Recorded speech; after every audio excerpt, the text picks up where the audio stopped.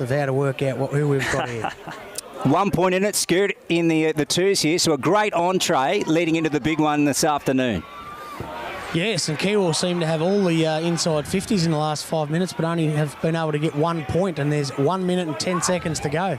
Yeah, that's it. So Yak 6.8.44, lead the Kiewa Sandy Creek Hawks 6.7.43. So 60 seconds to go, and the Hawkers have won the ball here on their forward flank, and the kicker's been smothered. So, Scoot, the Chiltern Swannies already.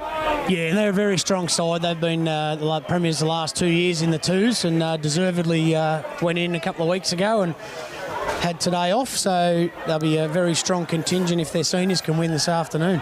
Now, those Yakandandaroos, how are they? The ones team. I heard you on the all-rounders this morning on 1494 2AY. As we have a look here, shot on goal. We're going to have overtime, boys. Yeah, to the Gap Road end, so this is interesting. So it's all square, Scotty? Yeah, 24 seconds to go, squared up, so Yak either have to go end-to-end or Kiewa need to get a cut-off, and the ball's just gone over the back, so time might elapse on them, I think, here, Lukey, before they get a kick in. Yeah, Scott Montgomery has nailed it, so it looks like this will go to extra time as the clock ticks down. Adam, so what a interesting situation we've got here before the ones. Yeah, it is. It'll be interesting, obviously, for both playing groups. Yeah, how they handle that extra time. Obviously, you very much approach your pre-game to timelines, and when those timelines change, obviously, what does that mean for each group? I would say, given the maturity levels and both sides have been, at the pointy end of the competition for the last 2 or 3 years, I wouldn't faze them too much. But there might be a couple of inexperienced or young guys that might let the game sort of get away from them a little bit. But it's always interesting when things don't quite play out the way you hope from a planning piece. It's one of those things. Doesn't matter how experienced you are. If you're one of those guys who gets nervous before a game, this is the last thing you want, isn't it? You've got your pre-game to a T. You know that at 5 minutes past 2, you're running out there to start. All of a sudden, it's not going to be to a 20 past, 25 past, and you got to go for another toilet break. You might have to go to another warm up. There's a lot of things. Hydrate a little bit more because you're sort of 20 minutes behind. So it's going to be very, very interesting. What team can handle this the best, I think. As Tom Petty once said, waiting is the hardest part, isn't it? Like you don't want to be hanging around. That's exactly right. All you're doing is burning nervous energy. Absolutely. So you waited all week. You've had a few sleepless nights, and now you're here, and all of a sudden here's an extra situation you've got to wait through. But anyway, that's there'll be some players that love it. They'll go, whatever. Who cares? Go sit in the corner for 10 minutes. Don't have to listen to the coach for again until we're about to run out again. So a couple of guys will like it, and a couple of guys will be, others will be in a lather. Just to clarify, boys, there's a 3-minute break now. There'll be 5 minutes each way. They'll stay kicking to the ends that they have been in that last quarter. And if we have a draw at the end of those 2 5-minute halves, there'll be another 5 minutes from there. So let's hope we're not 20 minutes away from a start. Okay, that's the voice of Scott Scooter Fraser, boundary side for Ready Grip Equipment Sales. So again, full time here in the twos, and we're going to get extra time. So Yakandanda 6.8.44 to Kiewa Sandy Creek's 6.8.44, all square at the end of regulation time. And as Scoot said, you've just heard it from downstairs, a 3-minute break. And then this will get underway. Kiewa had all their chances in that last 10 minutes, didn't they, to really win that game, and they just weren't able to take it. So, they'll probably let one slide. So you've got to think they've got all the running, but Yak and Dano have to reset now, and you just never know because they started the game so well, Yak, in this game. But we'll see what happens. Yeah, we've spoken about the Yakandanda reserves group, being looking very strong, from a depth piece when you compare it to some other teams. So they've won. I think Scoot was saying the last 2 premierships in the Resi's comp. So this for them, would just be another challenge that they'd welcome. I'm assuming. Absolutely. And in the ones, the Chiltern Swans, they've won the last 2 flags in the TDFL in 22 and 23. And as we said, it's been 6 years for the Kiewa Sandy Creek Hawks. And for the Yakandandaroos who are already there, we've got to wind the clock back to 2024 years ago. So over 2 decades now. Adam, what a lead up for them. So 2 weeks they've got to wait until the big day. It's only 7 days away now, but how exciting for them. Oh, it'd be super for them. The idea that they just get to sit and watch from a playing group. Obviously, some of the players would be out here watching, taking in stuff. There'd be a few players who aren't, footy heads, for want of a better word. word that won't even be here at all. Yeah, you know. So it just depends on how you're wired. But I'm sure, Darren Holmes and Justin Maybury will be here, taking so much information in, trying to unlock the important pieces for Kiewa and for Chiltern, and hoping that it's a hot, fast game of footy and really combative. There's two trains of thought, that you want to keep playing and keep that really positive momentum. Yeah. And that routine. Yeah, that routine versus having the week off. But at the same time, the thing you don't have to worry about when you're not playing is injuries and suspensions. How many grand finals do you coach, Muddy? 2. And did you go straight in either of them, or did you play in a prelim? No. First year, did it the hard way. Yep. Played every week. Yep. And the second year where we won it, we finished on top, first week off. Yep. Won the second semi straight through to the grand final and then the grand final. So, again, that talks to the two preparations. What's the main difference in the lead up as a player compared to a coach? How have you found that? As a coach, it's just about making sure that the player group are informed as possible. You don't want to overload them, but it's important that they've got all the necessary information that will allow them to be able to perform come game day. The preparation piece is important, the training piece, but they control that a lot, in terms of their Tuesday, Thursday stuff. But it's just getting the right amount of information to them so they feel like, I know what I'm going to be up against, and I haven't overloaded them with information. So they're, what's going on here. You've got to hope that what you've done all year, they've taken in, and it's just second nature nearly, don't you? As a coach, you just hope now it's just about prepping for the opposition you're going to come up against, and just the little details. Don't play the game in your head before you get there, and all that sort of stuff. That's all you want to really feed them in a week leading up, isn't it? The only the opposition might change some stuff through the final, just small tweaks. Whether it be a forward setup or a different body going through the midfield. So it's important that they've got all that information. But again, like I said, the overloading piece is really critical, because you don't want to clear heads. You got to make sure you've got clear minds when they're going out to battle. Are you getting to everyone individually, or is that just over the top? Or are you just getting you're getting to your main players and your role players and who you want to give jobs to, and then you're just addressing everyone else as a bunch? No, it's probably more lines these days where you to your point, there might be some specific stuff you need to talk to individuals about, but after that, it's just breaking into your line. So you're talking to your midfield, you're talking to your defence, you're talking to your forwards, because that's modern day footy. You defend as a group, you attack as a group. So just making sure all those boys understand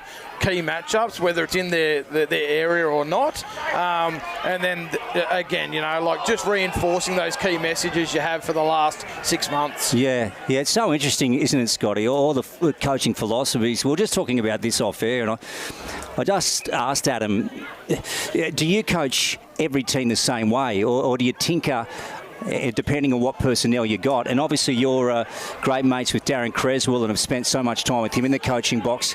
Everyone's got their own methods and their own ways of going about it, and it's so interesting to find. A big draw here. Yeah, that was a in the twos. contentious one, Adam. Did you see that one? Yeah, I did too. I actually thought it might have gone the other way. Yeah, so did I. But anyway, it's a free kick to Kiewa, and that's the Yak crowd down in front of us that everyone at home will be listening to. So, what are some of the learnings you've taken out of spending time with Darren Creswell, Scotty? He's an intense character, and I reckon he's mellowed out over the time. Obviously, with doing the O&M Live stuff, seeing a lot of him when he went to the Rovers, and obviously working for him as well. I think he's now got to that method, like Adam was talking about. It's more about your lines. You don't go too individualised. You do all that. But he's big on his method is how he wants to play footy. Doesn't matter what team he's coaching. He wants to move it quick. But he obviously adapts it a little bit. But it doesn't matter what personnel he's got out there. He wants to go with the same game plan a lot of the time. And he'll have little tweaks. And he's a big defensive coach. He's pretty big on how you set up away from the footy, because that's how you win it back. And then the way you move it forward. So he never had a real key forward when we were at Raiders together. And that probably cost him having a chance of winning one. He was a kick away making a grand final, but didn't quite get there. So, and then at Rovers, they obviously went out in straight sets and a couple of things there, again, without a key forward. So, I think up there, he's up at Kansas. They're in a qualifying final today to go into the granny. So, I'll keep a close eye on that one later on. They start at 3 o'clock. So, it'll be interesting. He's got a key forward this year, so he reckons he's a big chance. Yeah, very good. Very good. Very interesting. Now, We've got to tell everyone that Yakandera have hit the front here in extra time, so they lead 7-8-50 to the Kiewa Sandy Creek Hawks 6-8-44. So the atmosphere, well, this is just great because it's pumping the crowd up before the ones come on, Adam. They're really invested. But like you said, particularly the Yak crowd in front of us, they're right in the game. Yeah, fantastic. Kiewa done it, could flatten their crowd a little bit for the senior game. Okay, pre-game is for Regional Ag and Construction. We're at the Sandy Creek Reserve here. It's the Kiewa Sandy Creek Hawks in the big one up against the Chiltern Swans in the prelim final. And, of course, it will be coming up after extra time in the twos. Adam Mudra for Albury Wodonga MG and Mac Jack Sheds this afternoon. We'll have Scott Scooter Fraser on the boundary for Ready Group Equipment Sales and Scott Montgomery and Luke Francis calling the game here. It's the TDFL finals for Mark Spraybarn and NZ Albury, where you won't miss a thing. We'll help you get the job done. We'll make your job a smooth one. Dunn's Twin City Cranes. For your semis, riggers, spotters, cranes. Safety is our second name. You're looking pretty with Dunn's Twin City. No job's out of reach. Rig it, lift it, move it, shift it. No fuss, talk to us. We'll help you get the job done. We'll make your job a smooth one. Dunn's Twin City Cranes.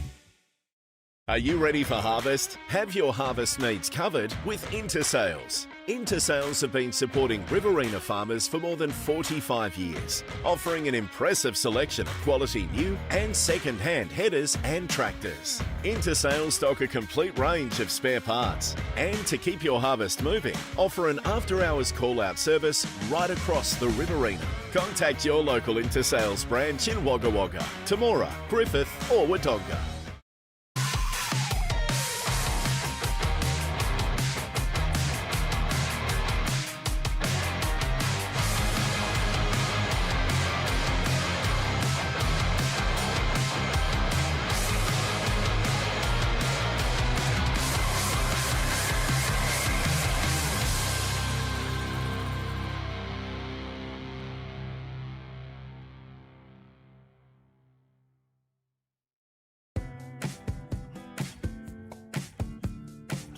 Finer embroidery is in the fabric of our community. Any logo on anything so your business can proudly present themselves well. Embroidery that adds that personal touch that doesn't break the bank. Join the Finer embroidery community today. Proudly supporting the TDFL.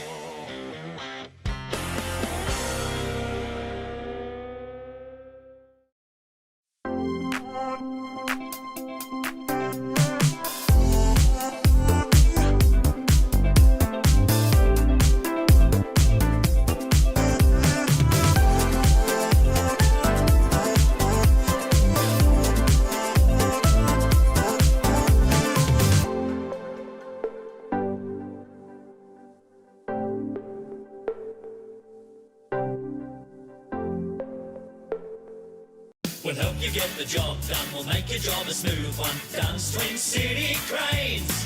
For your semis, riggers, spotters, cranes. Safety is our second name.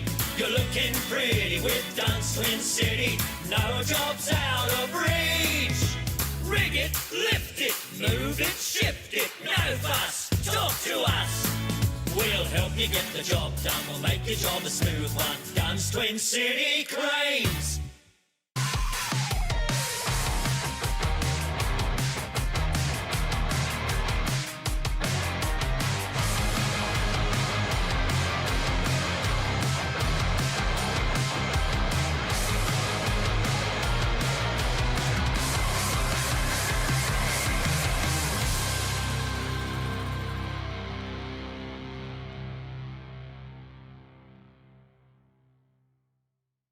offering an impressive selection of quality new and second-hand headers and tractors. Intersales stock a complete range of spare parts. And to keep your harvest moving, offer an after-hours call-out service right across the Riverina. Contact your local Intersales branch in Wagga Wagga, Temora, Griffith or Wodonga.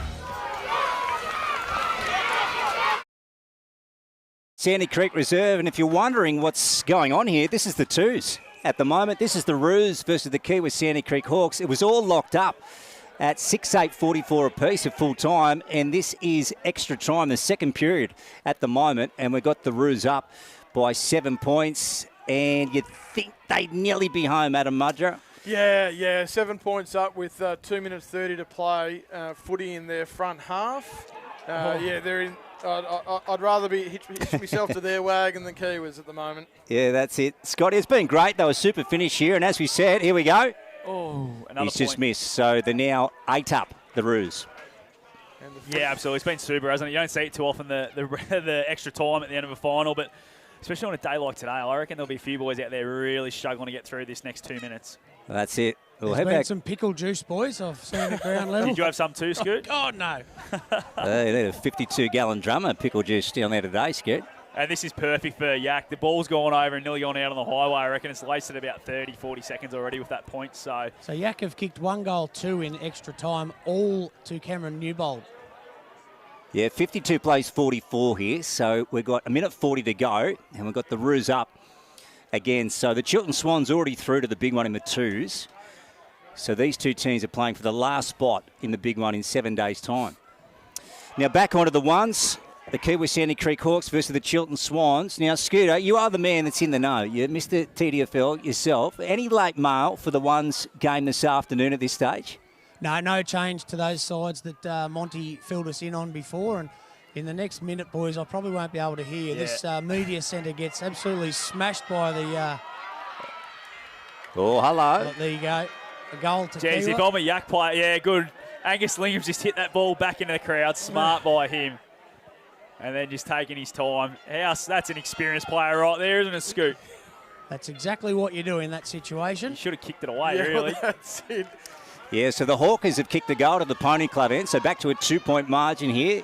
This is the twos game. 40 seconds to go, Lukey. That's it, Scotty. 7:10:52 plays the Hawks 7:8:50. So a great lead up here to the ones game. So the Roos are going to thump this forward here to the Gap Road end at the top of the 50. 25 seconds to go. So they're looking to hold on. And you'd feel They've done enough, that they've done enough, Scotty, wouldn't you? Yeah, 15 seconds to go. Ball in their forward line. I think that's enough. 10 seconds, all over. Yeah, there's a roar. So the Roos are in the grand final, both twos and ones. So it's going to be a big week for the club, Adam. And thirds and 14s, I think, as well. All teams. They've got it right at Yak by the looks of it. You know, when you're got 4 teams in the grand final, it suggests that they've got the right people in the right places, and the club continues to flourish. So much blue and white here underneath it as well. So the Yakandana Roos supporters just out in force this afternoon. So the ones will come on very shortly. Here they come, the Chiltern Swans from under our broadcast position. Now, it would have been about 20 minutes to half an hour ago, and the dush was pumping off its head downstairs. It sounded like a nightclub in King's Cross, Adam.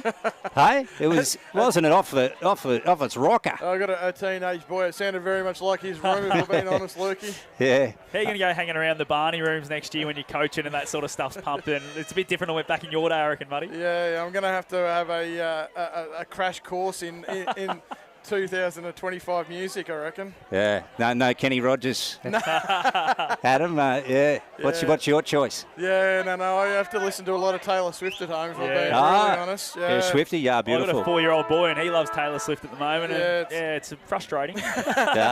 Tay. Now, Scoot, where are you? Are you on ground level? Whereabouts are you, man? Just congratulating some of the Act 2s, boys, mate, getting amongst it. What's it like, that service? It looks pristine. Oh, it is absolutely beautiful. There was 10 mil put on it last Sunday after and 10 mil now.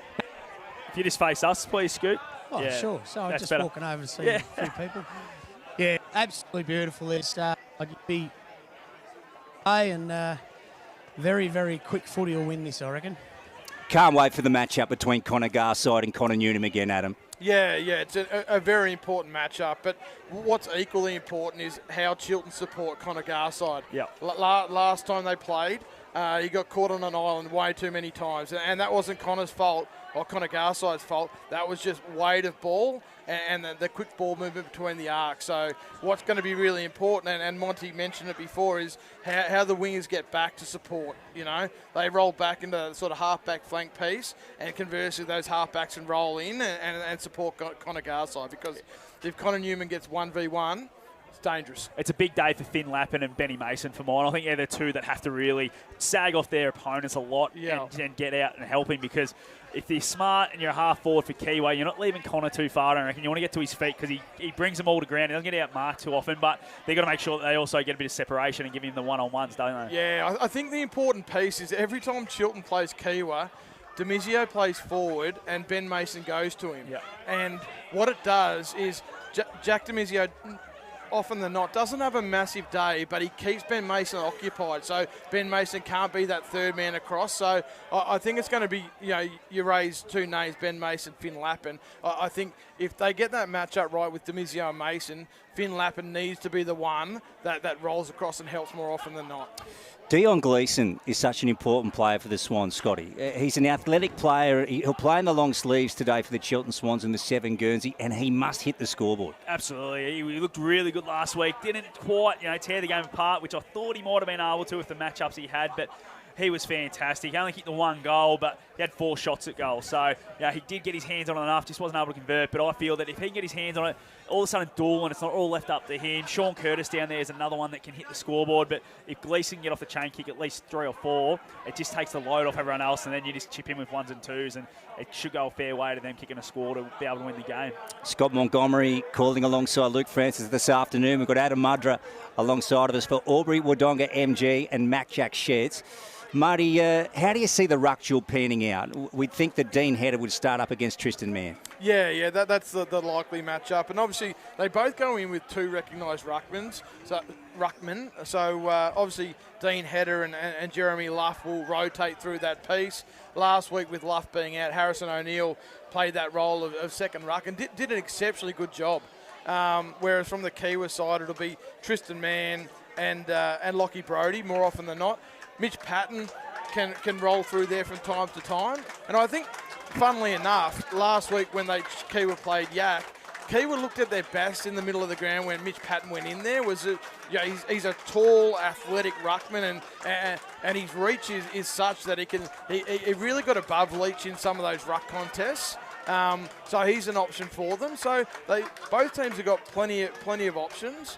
It'll be interesting to see how they're used, whether they push forward and rest, or whether they just rotate off the bench. How each team uses their second ruckman will be really important.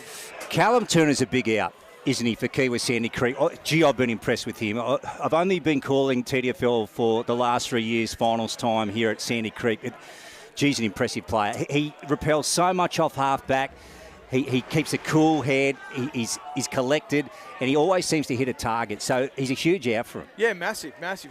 He's footy IQ is exceptionally high. So, and we've chatted about this in the past, where he's got that wonderful ability to know when to defend one-on-one and when to recognise his man is no longer relevant and roll back and help out in that defensive piece. Not too dissimilar from how Ben Mason plays. And he's a heart and soul player too, isn't he, Cal? Yeah. He's been around forever basically out there, and he's coached him, he's done everything, he's played in premierships, he's lost premierships, he's lost grand finals, I should say. So he's a guy that's a heart and soul, and when he's out there and it's tight, he's someone that really stands up normally for the Kiewa Sandy Creek Footy Club. Just makes good decisions. The right decision at the right time more often than not. Scotty, what do you think the Chiltern Swans have got to do really well today to win against the Hawks? I just think it comes down to that midfield battle. If Kyle Cooper get off the chain a little bit like he did last week, it's a massive difference. The week before was down a little bit on what we expect of him, and that probably is where it gets won or lost. If Kiewa get the drive through the middle, Connor Newnham gets enough looks, he nearly wins you a game off his own boot. Whereas if Chiltern can get the win through the middle, like they were able to in Sunday's first semi, it's a massive goal for them to be able to get it forward enough. And they've got 3 guys there that can kick a score with Curtis, Gleeson and Doolan. So, yeah, it all comes down to that midfield battle, and I think a lot lies on the shoulders of Kyle Cooper. Yep. Pre-game is almost done for Regional Ag and Construction. Again, terrific sponsors of the TDFL, live streaming in 2024, and we're not far off getting it going. The brand new scoreboard on the far side, there's the Duns Twin City Cranes with a flag blowing in the breeze. I reckon one must have got blown away last week. There's 2 last week. Well, that's right. You're right. Or someone souvenired it, Scotty, one or the other. Now, Scoot, what's your final word, mate, downstairs? The toss of the coin, boys. Ben Mason, it went in the air. He said tails never fails, and it didn't.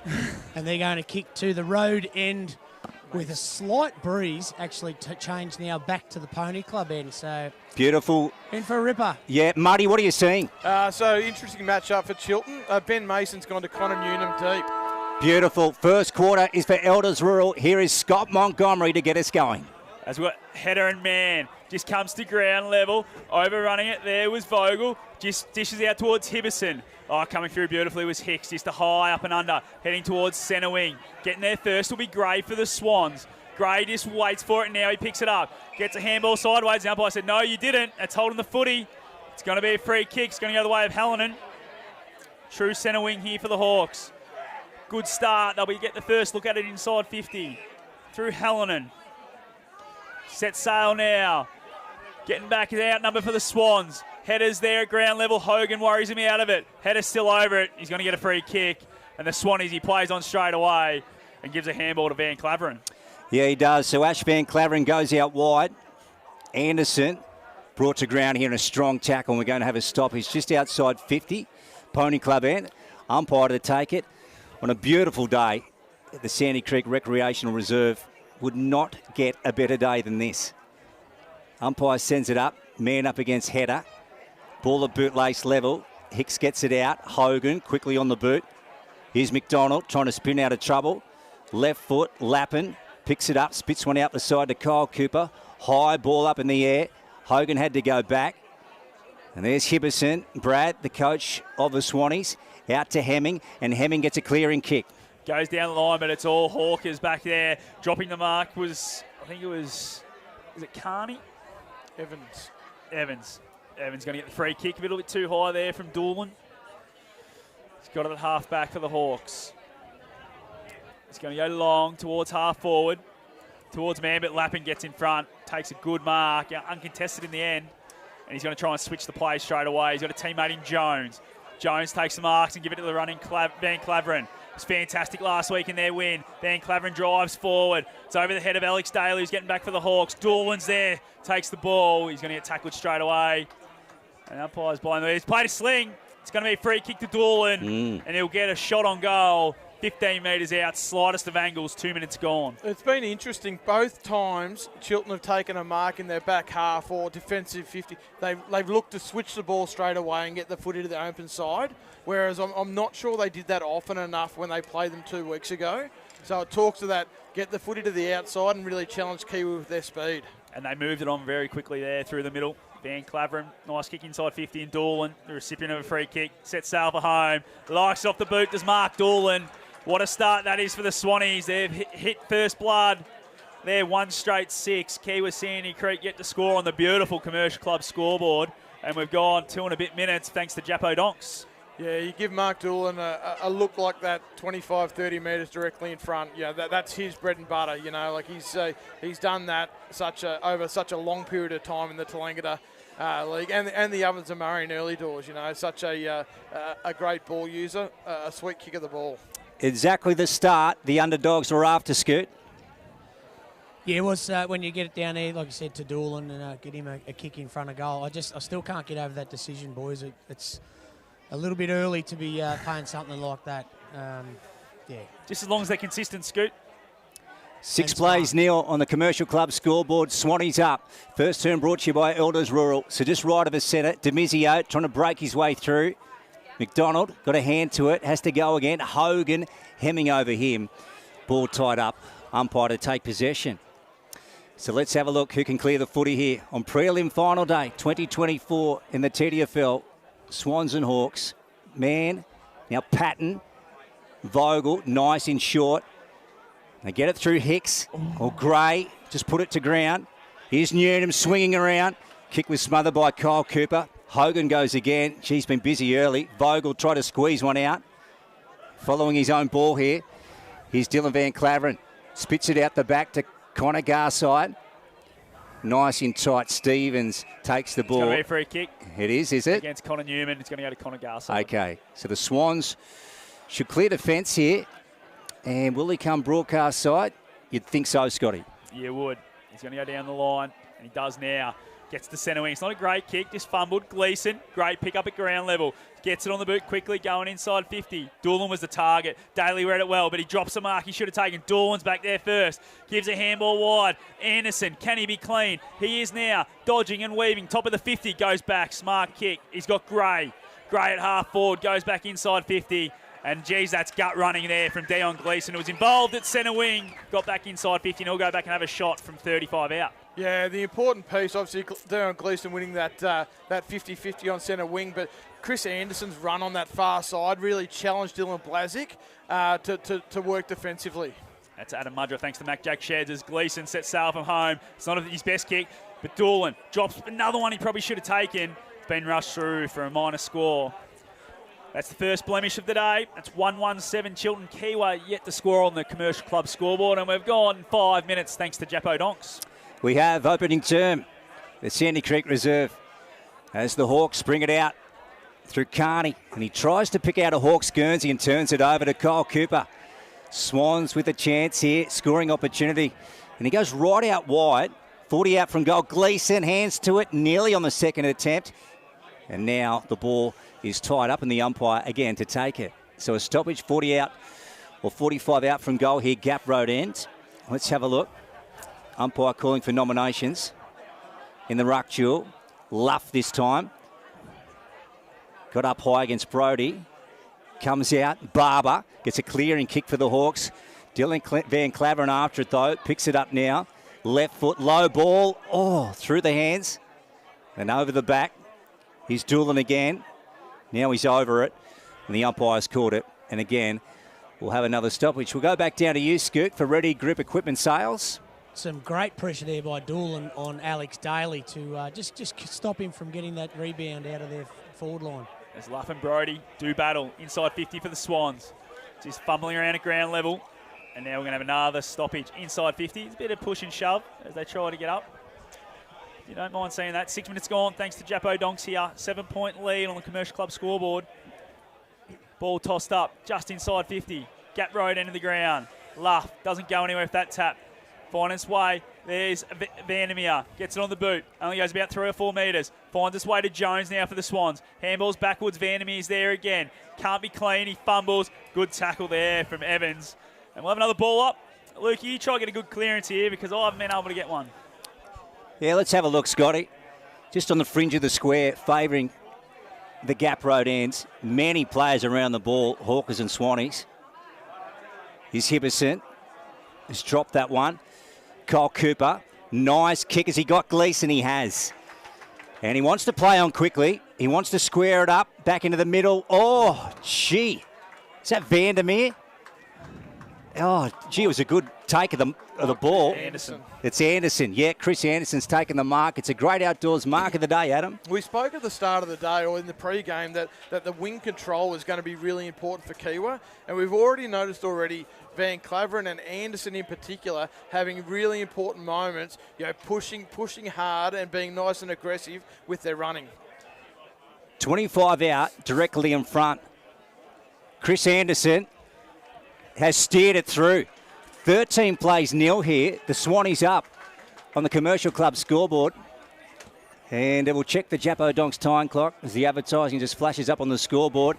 We're going close to 8 here, first term. Adam, they're off to a good start. Yeah, they are. They're getting the footy from inside to outside really well. And I think Kiewa certainly have been their own worst enemies. They've just played too straight. They've had opportunities to get the ball off the line, but they've just been happy dumping the footy nice and long and trying to get a contest 50 metres down the line. And Chiltern have built off that. And that's Adam Mudra, brought to you by Mac Jack Sheds.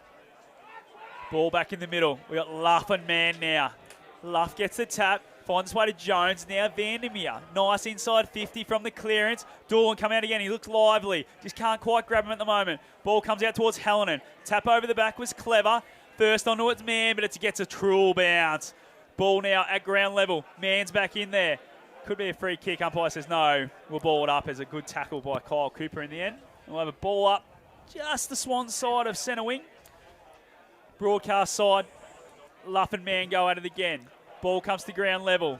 Coming through, it was Barber. Handball goes nowhere except to Cooper. Cooper for the Swans wins it back, and here go the Swannies again. They're going to go inside 50. Shannon has it. Goes sideways to Luff. Luff to Cooper. Blazic, good tackle. Don't know how he got a handball to it, but it's a free kick to Blazic. And the Kiewa Sandy Creek Hawks will head forward again. Here he goes, Dylan. Now he wants to switch play out wide for the running Carney. He's got to make it. Up against O'Neill here. And it probably wasn't 100% on Adam. No, it was ambitious. Obviously just mindful of the fact they've been playing really straight, so I wanted to try and open the game up. Not sure whether that was the right option, though. Yeah, that's right. Daring, but not quite right, Scotty. We'll get an update around the grounds in the O&M because the Pigeons are playing the Rovers. They are in the second semi, obviously the grand final qualifier. It's 3-4-22 Yarrawonga, 3 behind Wangaratta Rovers. Of course, we've got Osborne versus the Brookers. Holbrook in the Hume League as well. A beauty at Walbundry. As the Hawks get an entry here, Newnham, good hands. When he's got front spot, Adam, he's so hard to beat. Yeah, the Kiewa forwards did a really good job in emptying out that forward line, and then it was just 1v1. Kind of took front spot, and he's such a large frame. He's so hard to get around. Oh, it's going to be a 50-metre penalty, boys. Jack Gray has come and dumped Tinkendell on the ground, who's into Finn Lappin, so he's obviously got a bit of a defensive forward role on Finn Lappin, and the Kiewa boys weren't liking what Timmy was doing, so just dragged him to ground. It'll be a 50-metre penalty. It should be, but I think he's paid just to down the field, so... Yes, so... That's weird. So Timmy's going to end up with a shot on goal. Yep. It's interesting, Monty, with Timmy Kendellen having a nerve issue for the last few weeks. I reckon he's been put into the game today to get on some people's nerves. That's the way he plays. That's how he does play. Do it. Just an update, boys, in the Hume League. Osborne lead 4-3-27-0. Tim Kendellen kicks the first for the Hawks and is back to a 7-point margin. He opens their account here at the Sandy Creek Reserve.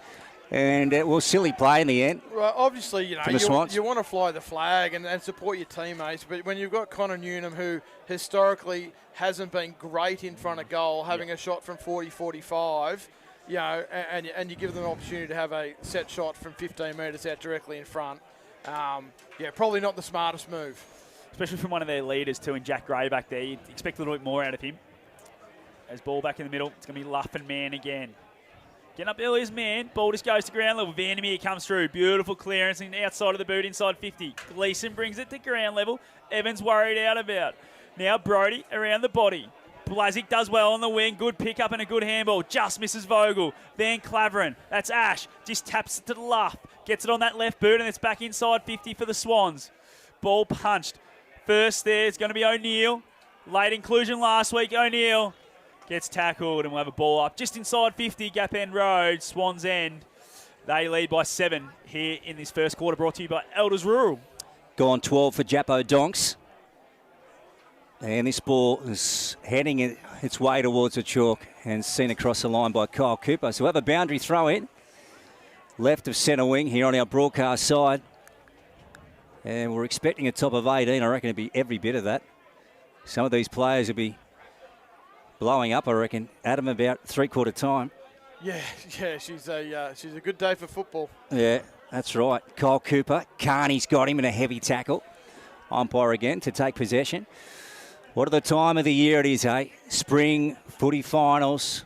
Looks like Nick Carney's got the job on Kyle Cooper too up at stoppages. Luff firstly out. Vogel taken down again. We'll have another stoppage here. And Hemming just getting a little bit restless with what's going on at the moment. Let's see who can win the pill here. Man and Luff meet. Jones, right. And then got smothered. Martin goes in. Hemming picks it up. Quick kick forward through the hands of Curtis. And out comes Evans for the Hawks, and he'll pick up Blazic. Blazic now on centre wing. Nice little step back inside and around another one. Shannon just runs straight past him. Now he takes on Lappin and gets around him too and goes inside 50 towards Newman. Comes to ground level. Dale Martin needs to be clean. Goes back and gets it. Umpire says play on. Ball spills out. Blazik's there again to tackle Lappin. And so is Candellen.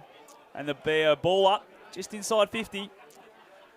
Adam Mudriff, thanks to Mac Jack. Geez, they look good when they move the footy like that, the Hawks. Yeah, they do. Dill Blazik brings a point of difference to that group. Stoppage arc of the 50 Pony Club end. Patton got a hand to it. Going in, Candellen. He's at the bottom. How are things down there, Scoot? Ground level. Absolutely beautiful. You mentioned Dylan Blazik. Great speed that he's got, but I'd just love to see him take 2 slower steps before he kicks, because if he can hit a target, no one will get near Newnham in a contest like that. Scott Scooter Fraser for Ready Group Equipment Sales. Whistle again. Play on. Demizio trying to find Newnham. Oh, off his hands. Play goes on.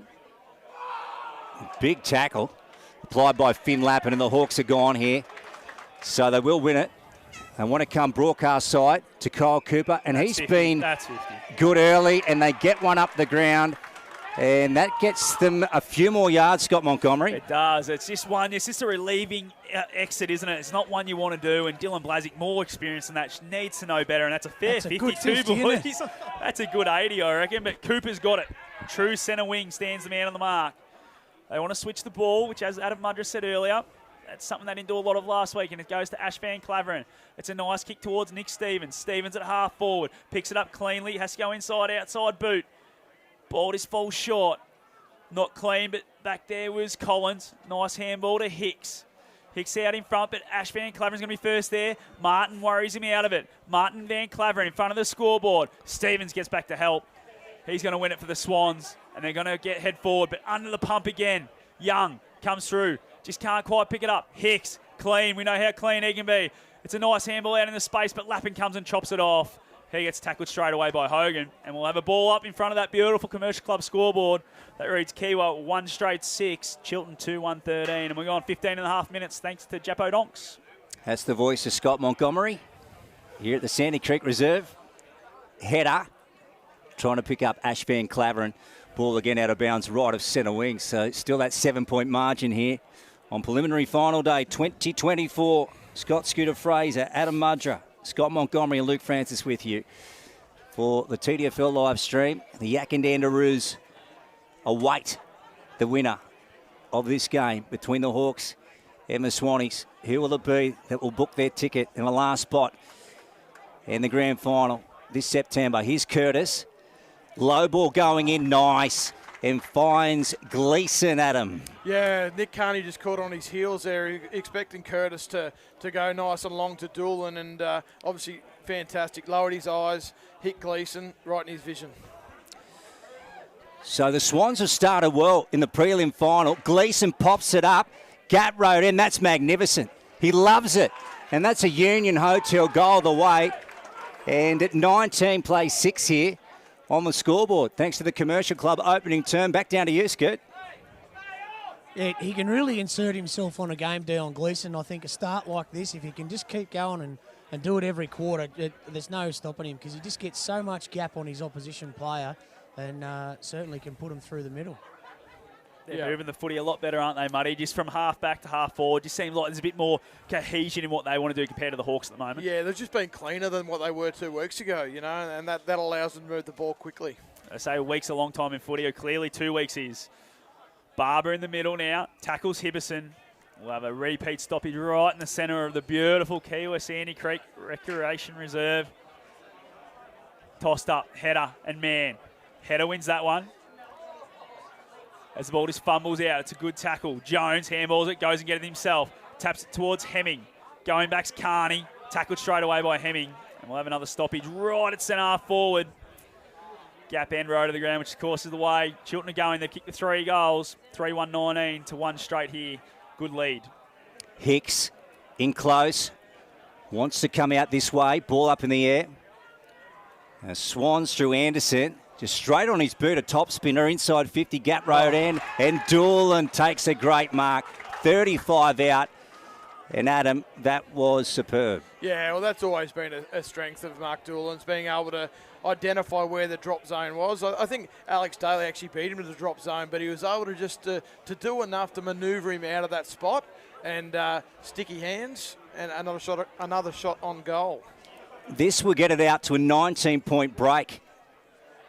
At the 18.5-minute mark of the opening term, and he kicks it, Mark Dawn. That's a double for him. And at the moment, they lead by 19, Scoot. Yeah, great turnaround by the Chiltern guys. I think that breeze a couple of weeks ago and even last weekend, they couldn't counteract that and get to the side. But, geez, they're playing the corridor well. And we said, Doolan, for the whole final series so far, hasn't had the ball delivered out in front of him. It's always been on his head. So the way they can move the ball like this, they're certainly going to be well in front at quarter time. They've definitely had the better of this Elders Rural first quarter as the ball's back in the middle. Patton wins the tap. Doesn't really go to anyone in particular. Now just fumbles around. Patton throwing the weight around. I like to see that. Barber gets the clearing kick to half forward. Out in front there was Ashby and Clavering, and he's just happy to take this one over. And we'll have a throw in front of the old scoreboard, which would read 4-1-25 Chiltern, Kiewa 1 straight. 19-point lead thanks to the Commercial Club. Yeah, the young boys are out of a job this weekend, Scotty. Geez, they were quick last week. They'll put them up before the boys even kicked it. Yeah, that's it. Bit of crystal ball stuff. Now, this ball's being tied up here, 60 out, Pony Club end. It's no good for commentators that go to look at the scoreboard and put an extra goal on it, Lukey, when it's already up there. No, Happened a couple of times last week. It does test you out a little. That is right, Scotty. Here we go. Let's have a look. Header, Hemming. Couldn't quite take it in. He goes again. Here's Patton, the big man. Kyle Cooper just breaks away. Nice work, and then handballs it out. Gets it on to the running Anderson. 35-metre kick. Now, Hibberson's got it. He's 80 out. What's he got forward of the ball here? Doolan, short, gets him, but he's still 60 from home. They need another Swans Guernsey inside 50. Oh, Gleeson went up. Couldn't hang on to it. There goes Kyle Cooper. He's been everywhere. And Barber sees it across the chalk in the pocket, Adam Mudrow. Free kick to Chiltern. Who was it, Scoot? Looks like Kyle Cooper on the bottom. Yeah, who was that against Alex Daly, Scoot? Yeah. Didn't quite see that one, but Cooper will go back and he'll have a shot, and a classy player like him, you'd expect to go pretty close, Muddy. Yeah, no. His ball use is generally elite. So with that wind, obviously going to that end, you would think left-hand goalpost, bring it back, umpire doesn't move. Has not even looked at the leading Doolan either. He's just going to put this one through, I reckon. He's got all the confidence in the world. There's Kyle Cooper, the little man they call Gaz, set Salva home. He's kicked it all, pushed it to the left.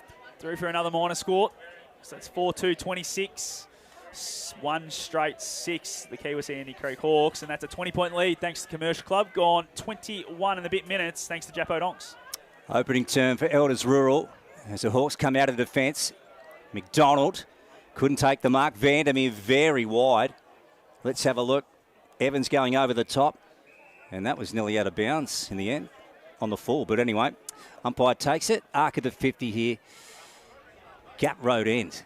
Set up well behind the footy. Chiltern have been able to get enough pressure on the ball, get turnovers just on the outside of the arc and get repeat entries. Just the start that Chiltern Swans were after. In this prelim final, the Hawks have got to respond. They ideally like one or two before quarter time. Dangerous tackle. Yeah. And Kyle Cooper's been very good in this opening term, Adam. Yeah. He's one of the genuine A-graders in the competition, and it's no surprise to see him do this week in, week out. Gee, they don't need another here, the Hawks. Very short. Swan still with possession through Mitch Hemming. Always gives his all week in, week out for the Swans. And he goes up high. Now, who's under this? Pack's about to form. Hands go up. Demizio's about to break away for the Hawks.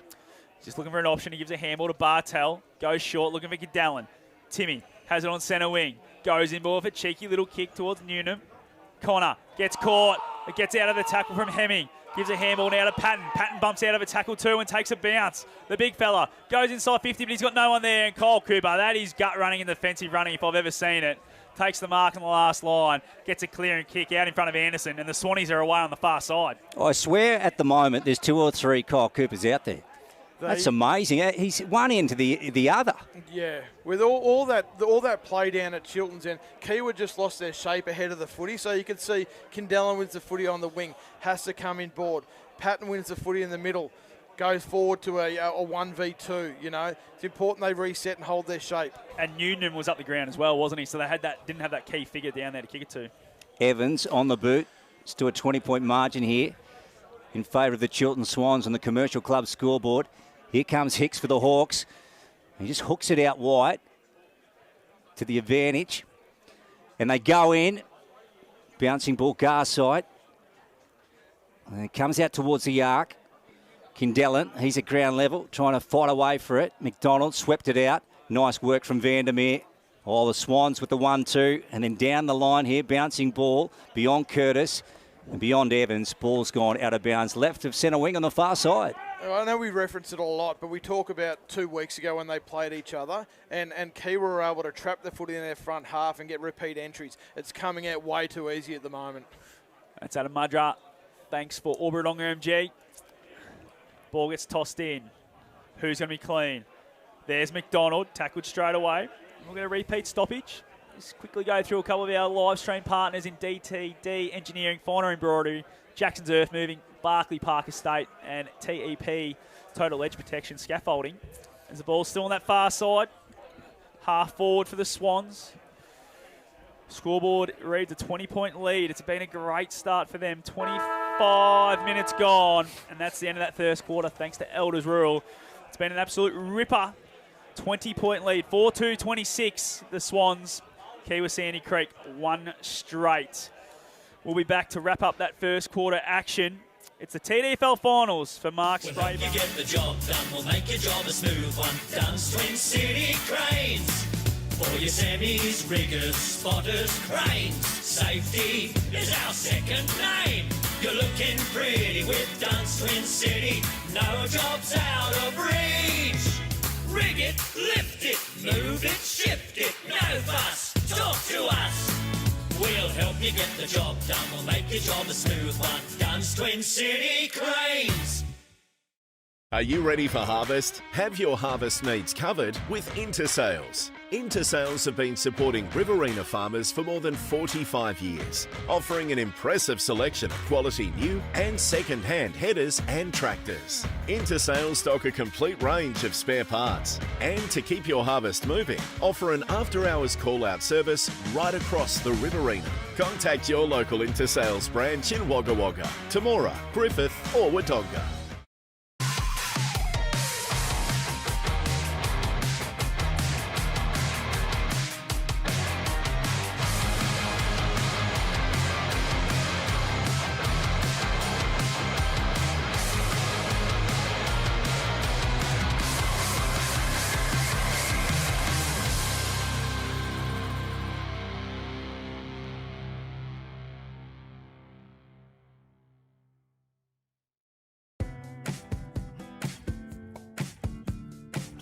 Finer embroidery is in the fabric of our community. Any logo on anything so your business can proudly present themselves well. Embroidery that adds that personal touch that doesn't break the bank. Join the Finer embroidery community today. Proudly supporting the TDFL.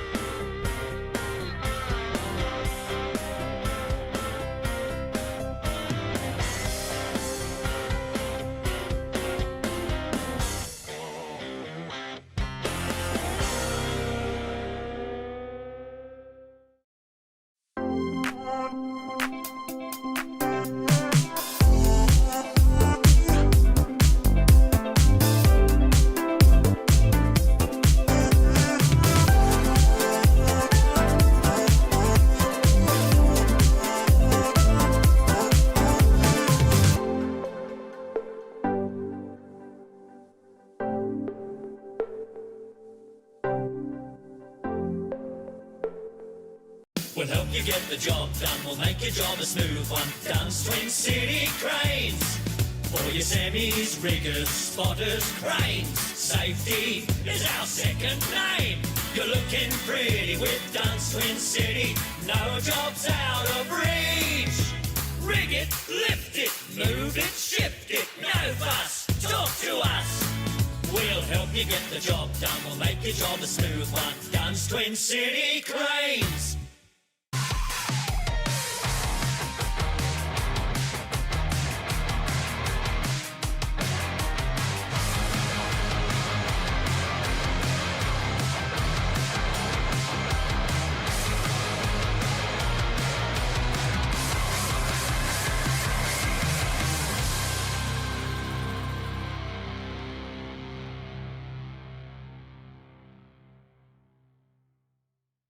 Offering an impressive selection of quality new and second-hand headers and tractors. Intersales stock a complete range of spare parts. And to keep your harvest moving, offer an after-hours call-out service right across the Riverina. Contact your local Intersales branch in Wagga Wagga, Temora, Griffith or Wodonga. 7, 6, 5. And welcome back to the Sandy Creek Reserve on prelim final day 2024. And at the first break, it is the Chiltern Swans 4-2-26, leading the Kiewa Sandy Creek Hawks 1 goal straight 6. So a 4-goal margin at the moment, 26 plays 6. So interesting. We're about to get our quarters best for the opening term thanks to JJ's Waste and Recycling. And with it is Adam Mudra. What do you got for us, Muddy? Oh, I think we spoke pre-game about Dion Gleeson's role being really important for Chiltern, and I think he's been a really good foil for Dools. You know, not only has he been an option for them between the arcs, but he's been able to hit the scoreboard as well. And I think it's been Jaden Vandermeer's best finals game so far. You know, he's been able to really impact the game between the arcs and make sure that he's moved the footy on with a class. You know, a really good ball user. And for Kiewa, Josh Hicks is starting to really work himself into the game. He's such an accumulator, so he's going to be really important. And on the flip side, got a guy like Dylan Blasick. He's going to be really important because he's the connection from inside to out. So we saw on this closest wing, you know, his ability to be able to break the lines and turn defence into offence really quickly. So he needs to obviously get himself into the game soon. Yeah, great work from Adam Mudra. We'll go down to you, Scoot, for Ready Group Equipment Sales. What's the news, young man? Well, as expected, two totally different coaches' opinions on that quarter, but the motto on the top of the board for Kiewa said, don't shrink. And Zach Fulford said, a lot of you blokes are shrinking out of those contests, and that's why we're in this position. But the breeze has picked up a little bit out there, and he did note that. He said, this is our quarter, get back into it and be in front at half-time. Brad Hibberson did actually point out that the Hawks were rattled by the pressure in that quarter and trying to keep it up. Second chapter for GJ Gardner-Aubrey. Here is Scott Montgomery. Ball tossed up in the middle. Brody, bit of a move there. Lockie Brody's gone in the ruck. Probably not one we've anticipated pre-game. Taking on Header. They do battle again. No one really wins that one. Hogan gets the fist on it, sends it forward. First there's Stevens for the Swans. Tackled straight away by Kendallen, taking the ground. We got another stoppage. It's the third ball up we've had inside the centre square. Stevens gets picked up by a couple of teammates. Umpire has the footy. Brody and Header. Do battle again. Give that one to Header. Hogan comes through. Brody wins it. Gets a handball forward. Blazzy taken high. No, it was Kendallen, sorry. Bit going on off the ball, but Kendallen's going to go inside 50 straight away. Goes to the top of the square. Newnham one-on-one. Good work there from Mason. Brings it to ground level. Newnham at ground level again. Gets a handball back to Hallinan.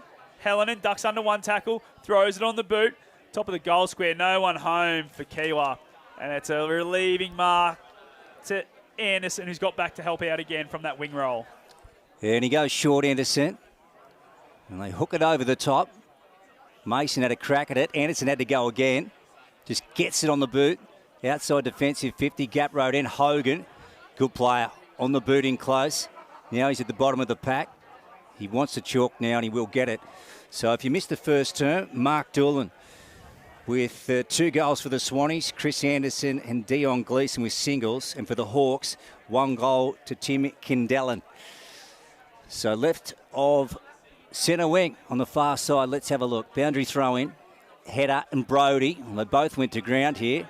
And which way is it going to go? Looks like a lot of the boundary throw-ins on that far side are going with that wind to the Gap Road end. So it's something that both ruckmen might have to set up for, I feel. Header. And to Kyle Cooper. He goes down the line in front of Gleeson. They come away now through Hogan, the Hawks. Try to handball over the top. Now Cooper and Hogan going on with it here.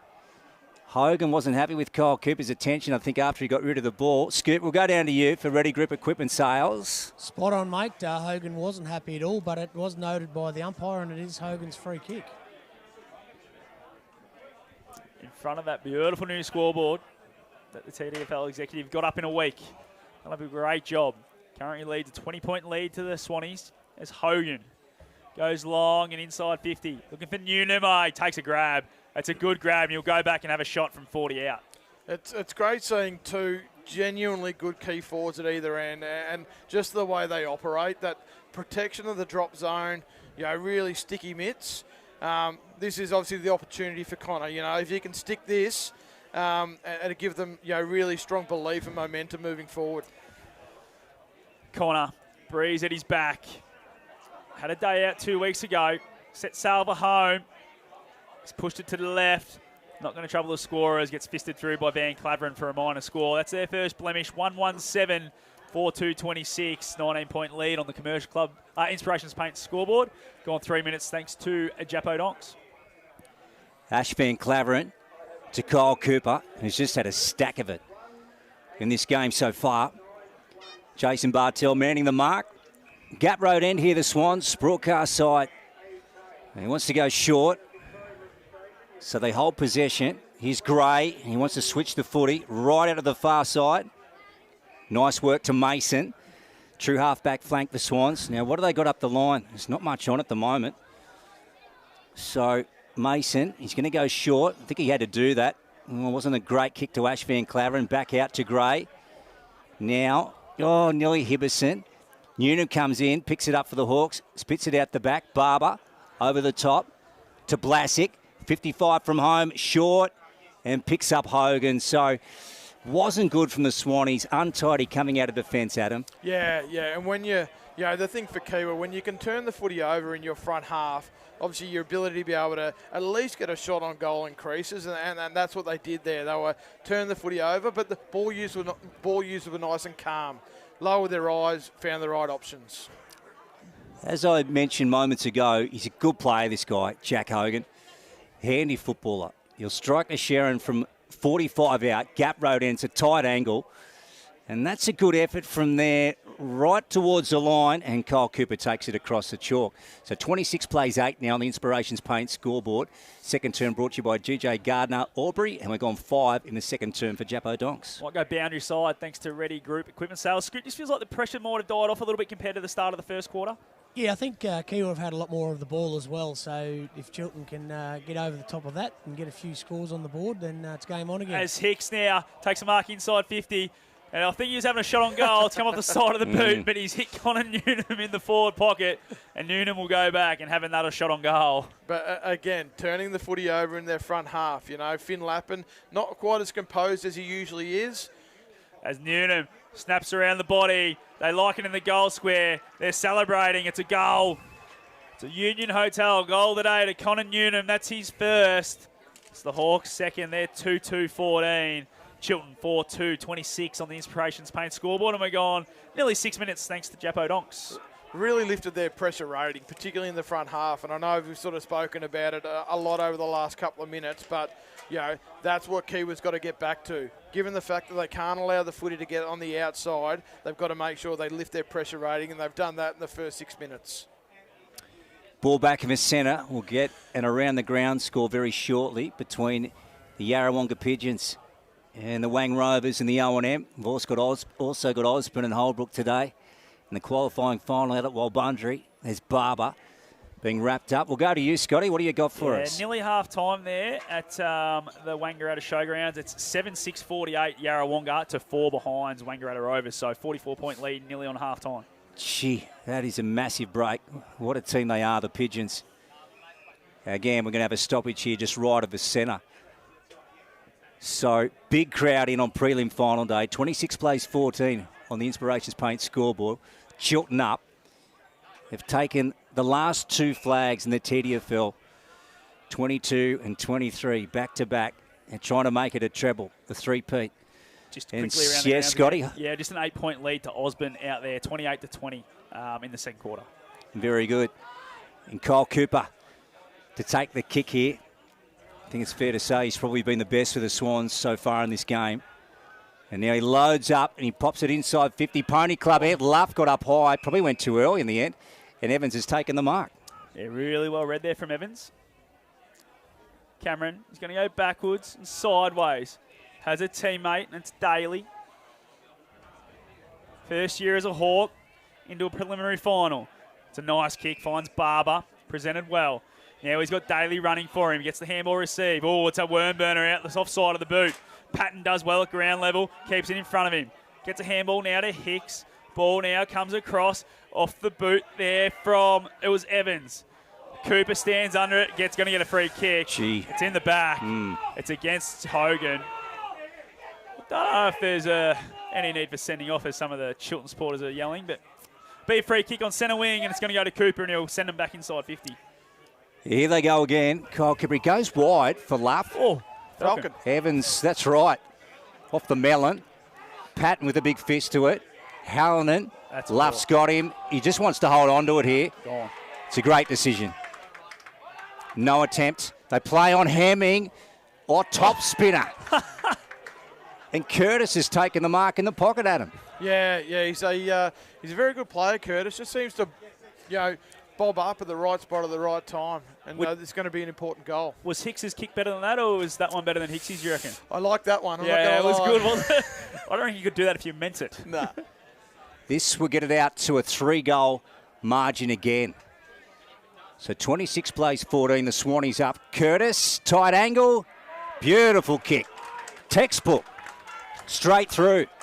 So 34, or 32 I should say, plays 14 here on the Inspirations Paint scoreboard. Swans up here in the second term, and it's brought to you by GJ Gardner Aubrey. Yeah, he's been an important cog in the Chiltern machine for the last 2 years, Sean Curtis. Just probably played more wing, sort of 1 or 2 years ago, but he's obviously moved more into a sort of a permanent small forward. And, again, it's going to be important as the game wears on that there's not this heavy reliance on Gleeson and Doolan, that these guys, be it, Curtis, Hibberson, and Vandermeer can hit the scoreboard and just provide a bit more depth in that space. And that's Adam Mudra, thanks to Aubrey along MG. He's a great third tall, isn't he? Even though he's not really that tall, he's Sean Curtis. The ball back in the middle, man for the Hawks. Nice handball to Barber. Barber gets the clearing kick now. Heads out towards the wing, and Hallinan, not a kind bounce, and Gray gets onto him straight away. Great pick up from Stevens. Stevens now for the Chiltern Swans. Goes down the line looking for O'Neill. Drops a chest mark. Probably should have taken it, the young fella. Finds its way to Cooper. Backwards there to Garside. Umpire says advantage. No, umpire says play on. Hemming's got it at half forward. Gets deep towards the goal line. Who's going to be clean? Doolan! Union Hotel goal today to Mark Doolan. He's kicked 3. And another disciplinary issue there for the Hawks. They gave it down the field, free kick, and it ends up in a goal to Doolan from the top of the goal square. That's their 6th. That's his 3rd. 6-2-38. Kiewa Sandy Creek 2-2-14 on the Inspirations Paint scoreboard. And we've gone nearly 11 minutes thanks to Japo Donks. Yeah, Kyle Cooper just continues to stand up. There's a lot of physicality coming his way. Whether it's over the line, I'll let you decide that. But he's really standing up and moving Chiltern forward. Adam Mudra for Aubrey Wodonga, MG, and Mac Jack Sheds. He's 100% right. The heat is coming for him. Look at that. The Hawks after him, but he's just riding the storm at the moment, Adam. Yeah. He's for such a light frame, he's a tough bugger. If you can have too much attention sometimes on one player, can't you, Muddy? You just lose the whole thing about going and getting the footy as well. Yeah. 100%. It can unravel. There goes Barber. Long kick going forward here, bouncing inside 50. Patton up high, took it at Garside to Blasick. Trying to weave away from Mason. Just got his handball away in time. The umpire did not agree. And the Swans to get it. Through Gray. Arc of the 50 to Finn Lappin. Short again. Out wide to O'Neill. Left of centre wing. a long way away from our broadcast position on the far side. Gee, that was good delivery. Curtis has taken it. He's paid the free kick for over the shoulder, and he wants to play on Sean. And he tries to square it up to true centre half forward. Anderson at the back. Here's Doolan. Patton goes in, wraps up Doolan. And the umpire to take control. So just left of the edge of the square here, favouring the broadcast side. 12 minutes gone, thanks to Jeppo Donks. GJ Gardner, Aubrey, second quarter. Ball goes up, left. It's been paid to Shepherd. I think it's going to go the way of Mann. I'm feeling Jones might have got in his way. So it's going to be a free kick in the centre square. Handball to Barber. Barber, another handball. Newnham's got it. True centre of the ground, goes long and deep forward, one-on-one. Mason does well. Comes to ground level. Patton's clean there for the Hawks. He might have been caught on the footy, but the umpire says play on. Garside and Mason are there for the Swans, and they'll knock it out of bounds as we go boundary side for Ready Group Equipment Sales. A bit more heat in this quarter here, Scoot. Starting to build up a bit, but back to your thing with Kyle Cooper, boys. Kiewa Sandy Creek got to realise they're playing Chiltern, not just Kyle Cooper. And the main way to beat Kyle Cooper, don't let him get the ball. Bit too much emphasis on him at the moment. They just need to get their heads right and get the ball back in their hands. That was Scott Scooter Fraser. Here's Vogel, short one. Ooh. And a free kick given away here. Yep, so the Hawks will get it through Booth. Campbell into the team this week for the Hawkers. What will he do here, Adam? He's not the greatest set shot on goal, but he'll give it everything he's got.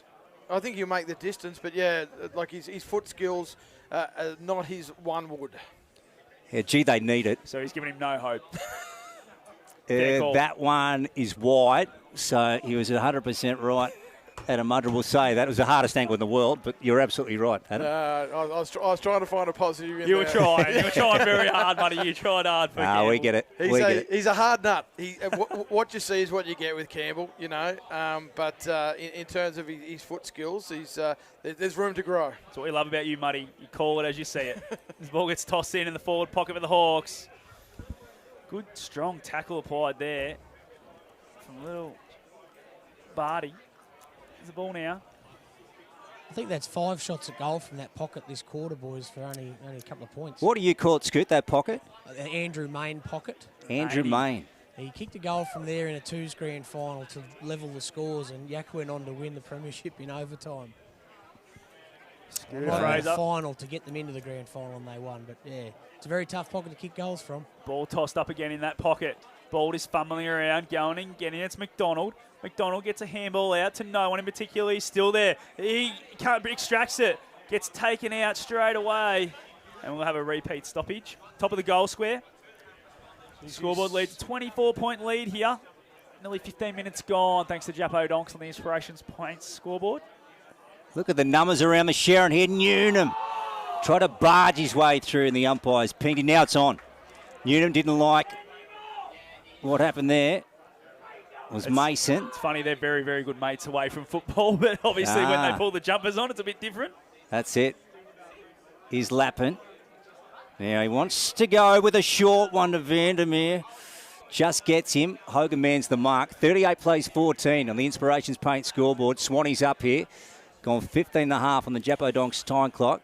Second turn's brought to you by GJ Gardner Aubrey. This is the prelim between the Chiltern Swans and the Kiewa Sandy Creek Hawks. Yak and Dander await their opponents. Grand final in 7 days' time. Back inside 50, Gap Road end. Jones overran it. There's Patton, picks it up. Right foot around his body, bouncing towards the pocket and out of bounds. We'll go back down to you, Scooter, for Ready Group Equipment Sales. Scoot? Sorry, boys. Had a couple of guys in front of me. They're reaching for the microphone. Look, I think the interchanges are just starting to roll on a little bit quicker here at the moment, with Chiltern running off 2 or 3 in about a minute there. Ball's just going to get rushed through for a minor score here to Kiewa Sandy Creek. It was just fumbling around. That's the third rushed behind in this quarter for Kiewa. See, Jack Demizio has been put across the half-back line, and I'm not sure whether that's quite worked for Kiewa. You know, they haven't been as dynamic in the front half with him out of that area. Do you reckon they were a bit worried about the forward line of Chiltern there by doing that? Potentially. As Van Claveren has it, he goes short. It's not a good kick. There's that man, Demizio. chops off the kick, plays on straight away. He's got a teammate in Hicks right in front of goals. He takes the mark, 25 out. And now this is a guy whose foot skills are his one wood, I think, Adam. Yeah, generally, if you looked at his previous kick, you can mount an argument that it's not. But, he's a silky smooth midfielder, Josh Hicks. Accumulates the ball like very few midfielders do and usually finishes exceptionally well. As Hicks to bring it back to a 17-point ball game. Dead in front on that trusty left. He loves it off the boot. To Union Hotel, goal of the day, Josh Hicks. That's his first. Takes it to 3-3, 21, and 6-2, 38. 17-point lead on the Inspirations Paint scoreboard. We're on 17.5 minutes thanks to Jappo Donks. As we see Jack Demizio make his way back to the half-back flank. Like I said, I'm not saying it's a bad move, but I just think that he creates such a different dynamic when he's in the front half. And we saw there his ability to be able to read the cues, turn the footy over, and find a target inside 50. The voice of Adam Mudra, who steered the Hawks to their last premiership win back in 2018, 6 years ago. There's Stevens. He goes again, Nick, picks it up. Evans tried to reel him in. Jason Bartell down low. Stevens, left foot, following up his own kick. Here's Demizio in front of Dylan Van Claveren. To McDonald, then back to Demizio, over the top. Dylan Van Claveren comes in. Missed Young with the hand pass, goes back. Braden, now he's gone. And Patton brings him down. So they'll get the kick here. Right below the scoreboard, the Hawks. True centre wing, far side. And Mitch up the line with a 35-metre kick. Garside went up. His header.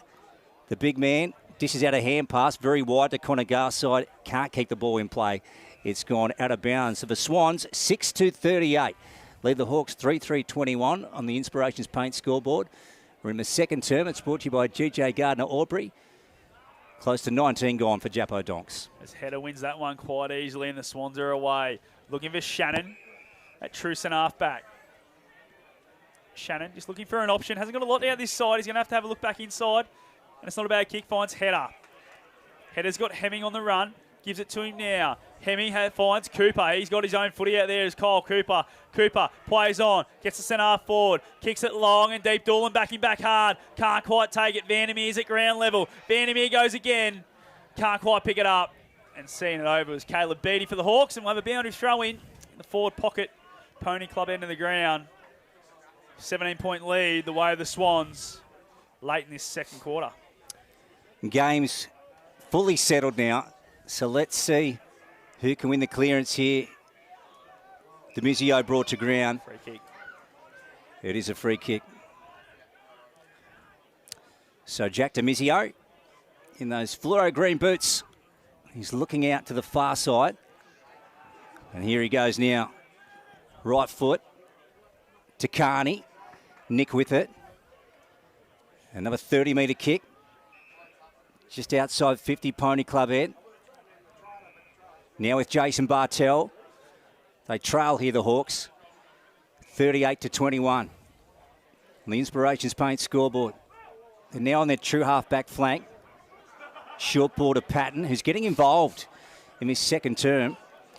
Now, he goes with a long one, just to the arc of the 50. Nice work from Young, just to edge Hogan under the ball. Out of bounds here. 40 around from goal here. Gap Road and Scoot. Some great defensive work there for Kiewa with Demizio getting the free kick in the end there, but really good to see their numbers back. They didn't have that in the first quarter, and looks like they've taken a few little risks and they got back on terms. That's Scooter Fraser boundary side thanks to Already Equipment Sales. As Mann gets wrapped up inside 50. Another repeat stoppage. 21 minutes gone on Jappo Donk's time clock. Ball tossed up. Good tap by Header. Doesn't really find anyone. It's at ground level. It's going to be a free kick paid. It's going to go the way of Booth. Booth, top of the 50. Set sail to the goal square. Looking for Newnham. Newnham getting back hard was Header. Lapping, nice handball to Cooper. Back on the last line. Kicks towards Shannon. Spoilt there by Vogel. And out of bounds. And we'll have a throw in. Just inside 50. Gap Road, end of the ground. Hawkers need a late one here, Lukey. Yeah, they do, Scotty. Adam, if you're Zach Fulford, the coach of the Kiewa Sandy Creek Hawks, what moves are you making now? I don't think it's necessarily moves, Luke. I just think they need to be a bit more bold with their ball. I think they've been a bit plain, trying to open the game up. I know that plays to Kiewa's strength, Chiltern's strength, but when you're 3 goals down, you've got to find goals. So just a bit of risk and reward footy. Correct. Bartel, Dylan Van Claveren sees him out. Boy, out of bounds on the arc of the 50. Scoot, back down to you at ground level. Any news in rotations thanks to Ready Group Equipment Sales? Jeremy Luff's about to come back on, boys, but he's not swapping with Dean Hetter, so I'll keep an eye on that move. Beautiful. Hope you're enjoying the live stream. All TDFL finals brought to you. Now, Booth went down. Quick kick away. Now, there's a free kick going the way here of the Swans, and Ash Van Claveren is going to take it, Scotty. He is. Not sure what that one was for. You see that one, Muddy? I think it might have been holding the ball. Boothie came through the contest at full speed, and Van Claveren just hung in there and pinged him late. That's Adam Mudra, thanks to Mac Jack Sheds today. Ash Van Claveren has it in the back pocket. It's a beautiful kick, transferring play, finds Stevens. He's got Jack Gray long if he can get it to him. Decides to go short to Shannon, through his hands. Patton, he's had some sort of second quarter. Goes to the top of the goal square, boosts there again versus Van Claveren. Van Claveren can't quite pick it up. Goes through the feet of Hicks. Coming in is Dylan Van Claveren. He's jumped on it. Ball comes out now to Blazik. Blazik around the corner. Misses. It's a minor score. Takes them to 3-4-22. Chiltern 6-2, 38, 16-point lead on the Inspirations Paint scoreboard, and we've gone 23 and a half minutes thanks to Japo Donks. They've got to try and lock this ball in their forward half here out of Mudra, don't they? Yeah, they do. They do. They've looked a bit jittery, I reckon, the last 2 or 3 minutes trying to come out of their back half. So there goes Kyle Cooper. Patton goes up, went through his hands. Swans through Hibberson. Here's Brad. Nice kick. Searches out Curtis. He wants to angle inboard a little. This is O'Neill, true centre wing. Broadcast side. Hibberson runs on. Well done by McDonald to get a hand to it. Hawkers wanting a line here, and they will get it through Daly. So 38 plays 22. Chiltern up.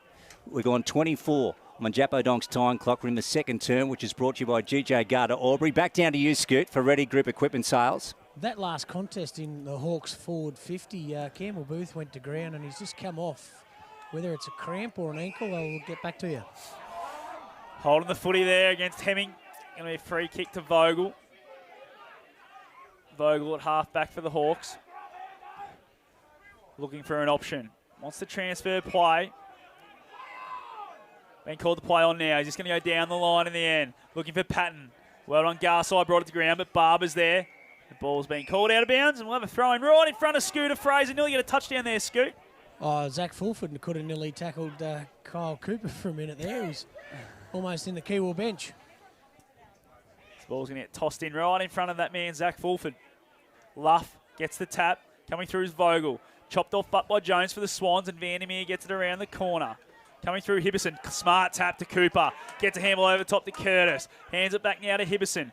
Hibberson goes inside 50. Looking for Doolan. One-on-one with Daly. Comes to ground level. O'Neill does well. Gets it towards Gleeson. Doolan around the corner. Union Hotel goal today to Mark Doolan. That's his fourth. And he's on a tear here is Mark Doolan. Not being showed enough respect. That's 2 for this quarter. That takes the Swans to 7-2-44. Kiewa Sandy Creek 3-4-22. 22-point lead. Inspirations Paint scoreboard. Nearly 26 minutes gone thanks to Japo Donks. He just thought his way through that situation. I think the ball came off hands into Doolan's lap. And for a second there, he thought about blasting it, realised that he had just an element of time and space. He calmed himself in the moment and nailed what is potentially a 50-50 opportunity. Yeah, he's a crafty player, the old fox, hey? Mark Doolan, great footy. Here's Hogan. We'll have the halftime show coming up very shortly for the Shed Company. And the details count on the Shed Company. Let's have a look. Umpire's got it. 44 plays 22. Swannies up here on the Inspirations Paint scoreboard. Hogan coming through. Dylan Van Claveren. Hogan tried to dish it out. Dylan Van Claveren goes again. Demizio tries to break away, and there's the siren to bring halftime in the prelim final in the TDFL for 2024. And at the long break, it is the Chiltern Swans 7-2-44, leading the Kiewa Sandy Creek Hawks 3-4-22. Again, the halftime show for the Shed Company. When the details count on the Shed Company. It's the TDFL finals for Mark Spray Barn and NZ Albury, where you won't miss a thing. We'll help you get the job done. We'll make your job a smooth one. Dunn's Twin City Cranes. For your semis, riggers, spotters, cranes. Safety is our second name. You're looking pretty with Dunn's Twin City. No job's out of reach. Rig it, lift it, move it, shift it. No fuss, talk to us. We'll help you get the job done. We'll make your job a smooth one. Dunn's Twin City Cranes. Are you ready for harvest? Have your harvest needs covered with Intersales. Intersales have been supporting Riverina farmers for more than 45 years, offering an impressive selection of quality new and second-hand headers and tractors. Intersales stock a complete range of spare parts, and to keep your harvest moving, offer an after-hours call-out service right across the Riverina. Contact your local Intersales branch in Wagga Wagga, Temora, Griffith or Wodonga.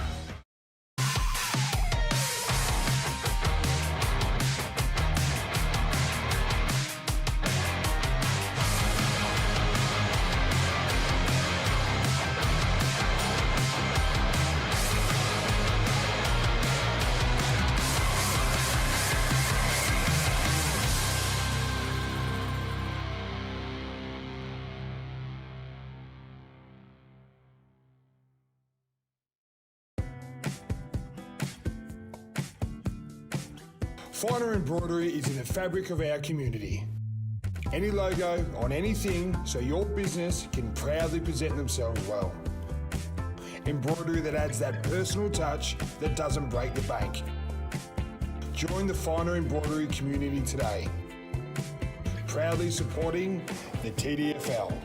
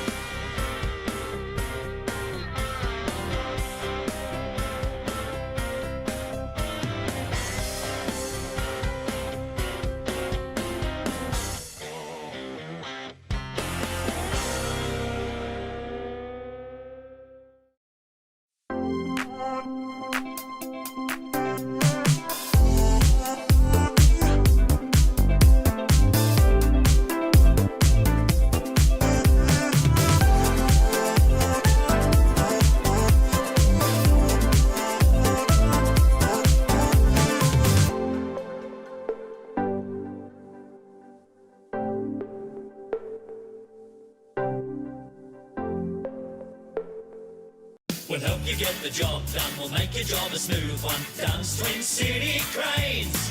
For your semis, riggers, spotters, cranes. Safety is our second name. You're looking pretty with Dunn's Twin City. No job's out of reach. Rig it, lift it, move it, shift it. No fuss, talk to us. We'll help you get the job done. We'll make your job a smooth one. Dunn's Twin City Cranes.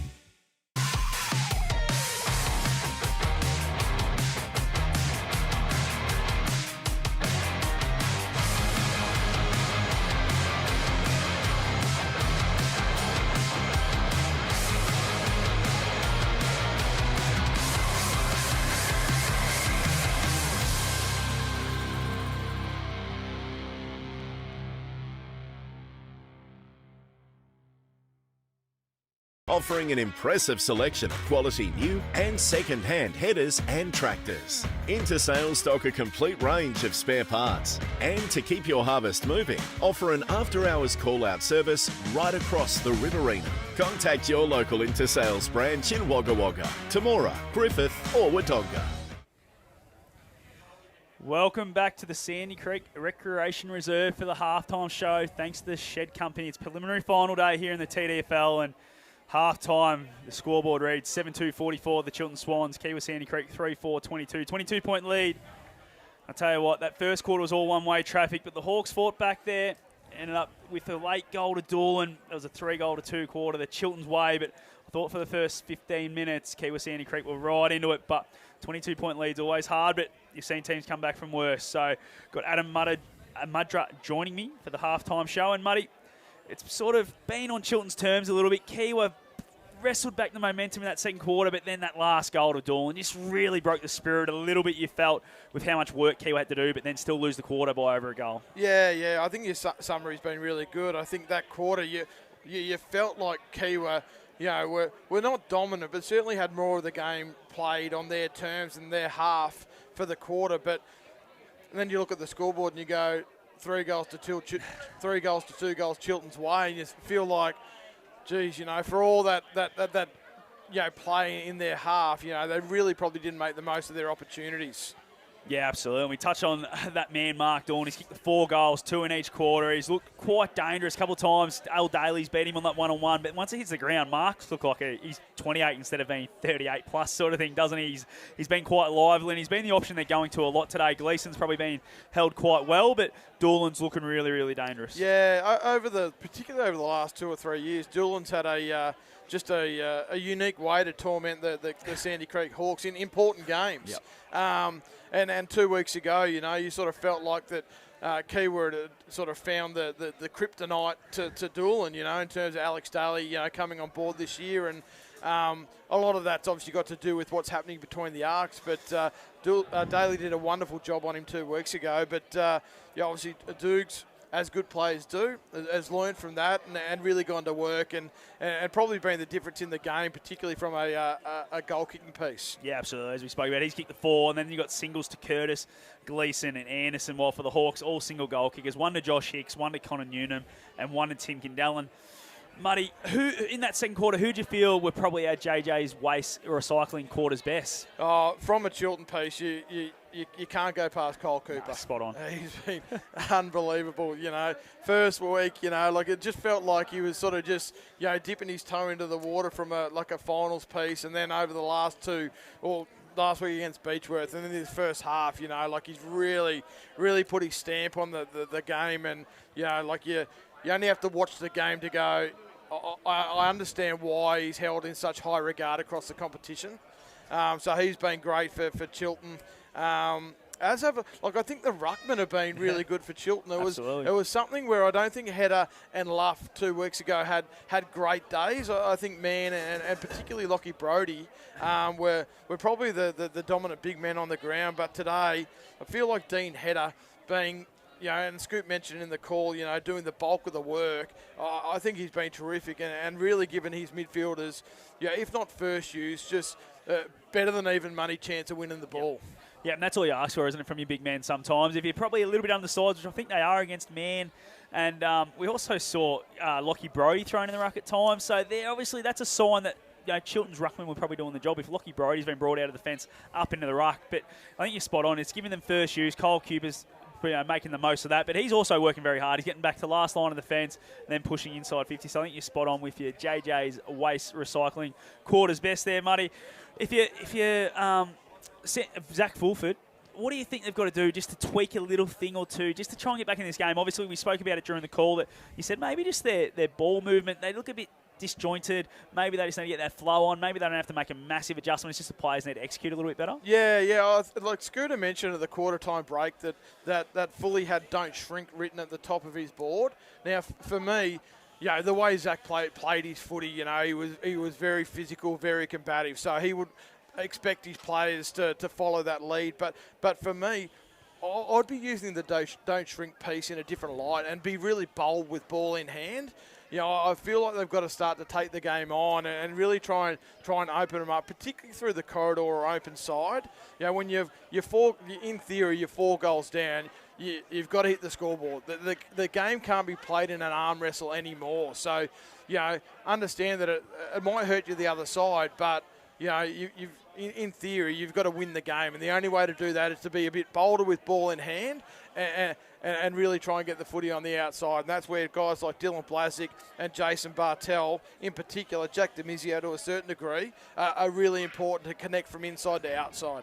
Absolutely. This is the Shed Company halftime show. If you're just tuning in here on preliminary final day, the score is 7-2-44. The Chiltern Swans, Kiewa Sandy Creek Hawks 3-4-22. And joining us in the box, thanks to Ready Group Equipment Sales, Scooter Fraser, been down to the executive lunch by the looks of it, brought a few sangers up for yourself, mate. But how did you see that first half? Oh, to start with, I went to get the netball scores, mate, and there just happened to be some sangers there. Happened to be an absolute plethora of sandwiches, and they weren't all going to get through. So smart, thought Scoot. I'd get a couple. Me and Muddy would have done the same thing. Don't worry. No. Well, we had lobster last week. That was so the it's a bit of thing. a That downfall. was the thing. I turn up and I'm thinking Didn't lobster. I guarantee you next Saturday, with Yakandanda having all 5 sides in the footy and 1 netball, A-grade oils and batteries, I reckon they might have a tent for us next week that we'll have to go in. It'll just be an absolute smorgasbord. So look forward to Paul Dale and the A-grade oils and batteries putting on a spread for us. Hey, I think we're in for a treat in the second half. There's no way Kiewa are going to go through a second half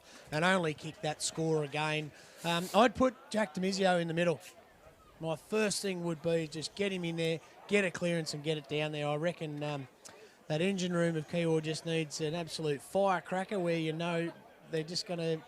They can get in front. There's no doubt about it, but they're just too many winners for Chiltern across the ground at the moment. You spoke about the netball updates. Did you get the netball scores thanks to Achura Aubrey for a Scooter? I did. In the 13 and under, Kiewa Sandy Creek 24 defeated Chiltern 8. In the 15 and under, Tallangatta 33 defeated Chiltern 26. The 17 and under, Kiewa 37 defeated Chiltern 28. Not a good day for Chiltern on the netball court at the moment. And another win for Kiewa in the B grade, C grade, 46 to Rutherglen 41. And in the B grade, Mitta 44, Barnawartha 35. And the A grade is going at the moment. And we might just quickly go around the grounds thanks to our live stream partners, which are DTD Engineering, Finer Embroidery, Jackson's Earth Moving, Barclay Park Estate, and TEP, Total Edge Protection Scaffolding. In the Ovens and Murray, it's all over. Yarrawonga have booked their spot into the grand final. 11-8-74 to just 4 behinds the Wangaratta Rovers. So 70-point lead there. And while we go out to the Hume League, it's a 14-point lead to Osborne, 5-5-35, 3-3-21 the Holbrook. So winner of that one goes in. The loser gets a second chance in the prelim next week against tomorrow's first semi-final winner. So a couple of interesting ones there. Obviously a fairly big result in the Ovens and Murray coming up, but quite a tight one there. And our man Robbie McKinlay will be riding every bump and kick and handball, I feel, out there in the Hume League. There must be a bit of breeze at Woolbundry because it's been it was all Osborne in the first quarter and now Holbrook have hit back in the second. So I think they're into the third quarter now. They're a bit in front of us at the moment, but pretty low scoring. It is. And, of course, if you're just joining us, we are a little bit behind here. The reserves went into extra time, and our man Scooter Fraser, happy man, because what was the end result in that one, Scoot? Oh, then extra time, Yakandanda 1-2 to Hawks. The Hawks, I was just looking at Chiltern. So the Hawks 1 goal, and they scored that 1 goal with 44 seconds to go. So all Yak had to do was keep control, which they did, and got it into their forward line, and then the siren went. So and they'll take on the Chiltern Swans next week. They will. Very good Chiltern side. Won the last 2 premierships in the Rezzies as well. So it'll be a great game if it's conditions like this next week. Absolutely will be. And that's the end of the Shed Company halftime show here out at Sandy Creek. As I said, it's a 22-point lead to the Chiltern Swans. We'll have all the second half action coming up after this break. It's the TDFL finals for Mark Spraybarn and NZ Albury, where you won't miss a thing.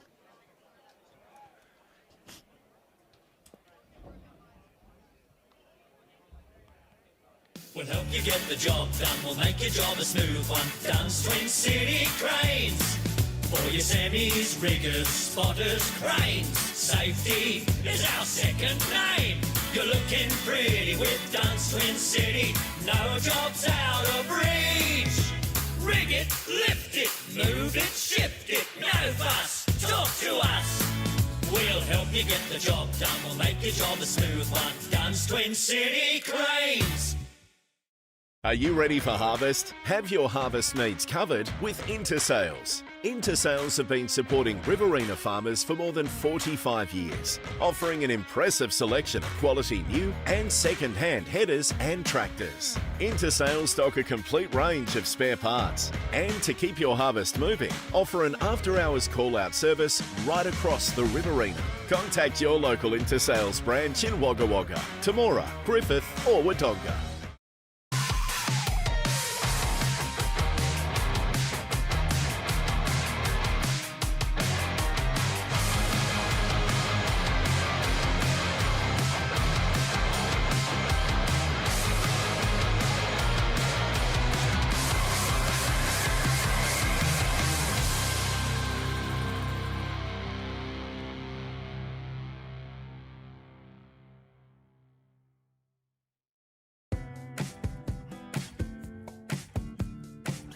Finer embroidery is in the fabric of our community.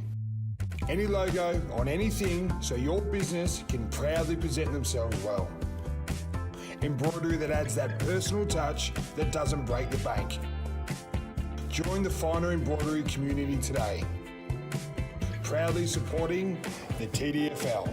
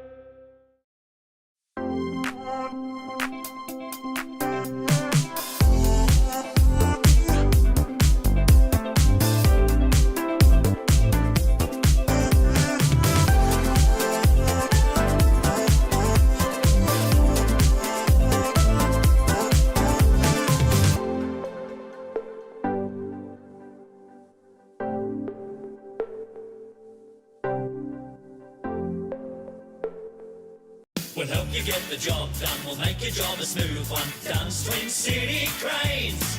For your semis, riggers, spotters, cranes. Safety is our second name. You're looking pretty with Dunn's Twin City. No job's out of reach. Rig it, lift it, move it, shift it. No fuss, talk to us. We'll help you get the job done. We'll make your job a smooth one. Dunn's Twin City Cranes.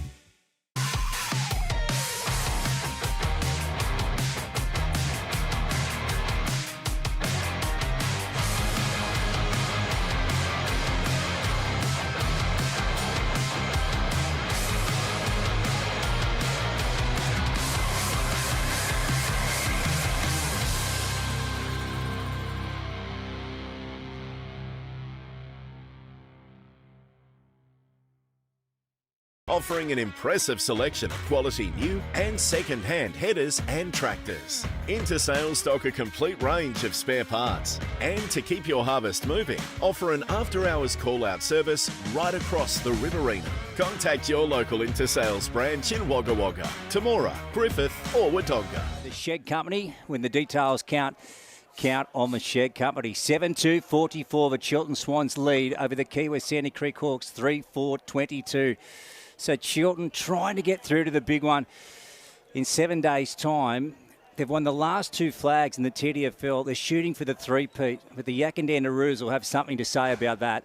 They haven't won a flag in 24 years, in over 2 decades, since the year 2000. They're already there. Can the Kiewa Sandy Creek Hawks peg back the Swans? Here's the third term. It's brought to you by Wiesner's with Scott Montgomery. Header gets another tap. Down to Hibberson. Hibberson does well to extract that one. Gets a high up and under. Curtis is under it and takes a good grab. Really good grab there from Sean Curtis. That's the way you want to start this third quarter. Pushes back. Looks inside 50, looking for a target. He's going to go long. Looking for Dawn. It's over his head. Daly gets the fist on it. Evans follows it towards the boundary. And we'll have a throw in. Going about 30 seconds in this third quarter. Thanks to Japo Donks. 22-point lead to the Swans. The Hawks need to get moving if they're going to get back into it. And here's Luke Francis, thanks to Jackson's Earth Moving. 35 around from goal. Gap road ends. Hawkers need to win the pill, need to get their hands on the footy in this third term. Luff just flicked it out the back. Kyle Cooper, who's been magnificent for the Swans, gets brought down again. Another stoppage. 40 out this time. We spoke about it pre-game, Lukey. Kendallen's gone to Kyle Cooper in maybe a tagging role, but he's paying close attention. Adam Mudra has Definitely been a tagging role, Muddy. Let's be honest. If Timmy's that far up the ground, it's a tagging role. Adam Mudra for Aubrey Wodonga MG and Mac Jack Sheds has been excellent throughout the TDFL final series. Will be coaching the Barnawatta Tigers in season 2025. He's Daly. Down low, the big man. On the boot. Bouncing just outside defensive 50. Now back in. Luff. Hamming. Tries to get his way through again. The umpire will take it. Back down to you, Scoot, for Ready Grip Equipment Sales. That last ruck contest, Cam Evans spent a fair bit of time on the ground. We just might keep an eye on him. He's actually up now going to contest this ruck, but it didn't look too good. Evans and Luff on the pain of the 50. Just goes to ground level. And we'll have a repeat stoppage. Only 2 minutes gone. Bit of a stagnant start to this third quarter. Luff wins that one uncontested. Coming through was Evans. Stevens now for the Swans. Gets a handball, but no, umpire says, you're gone, son.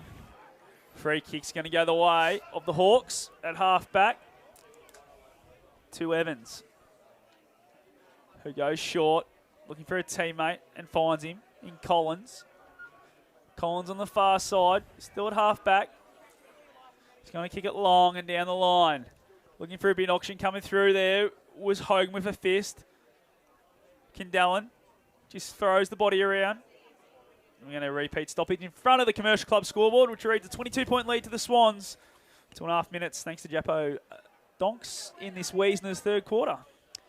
Yeah, it is 4 goals, isn't it, Scotty? So they can't afford to waste any time here, the Hawkers. They've got to pick up the first major of this third term. Here's Blasick.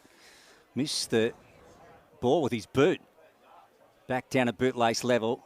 Umpire again to take control. So there it is, the beautiful new scoreboard at the Sandy Creek Reserve. As Scott Montgomery said, it was put up this week. There's Stevens. In fact, Gleeson on the boot. Ends up with Barber out the back.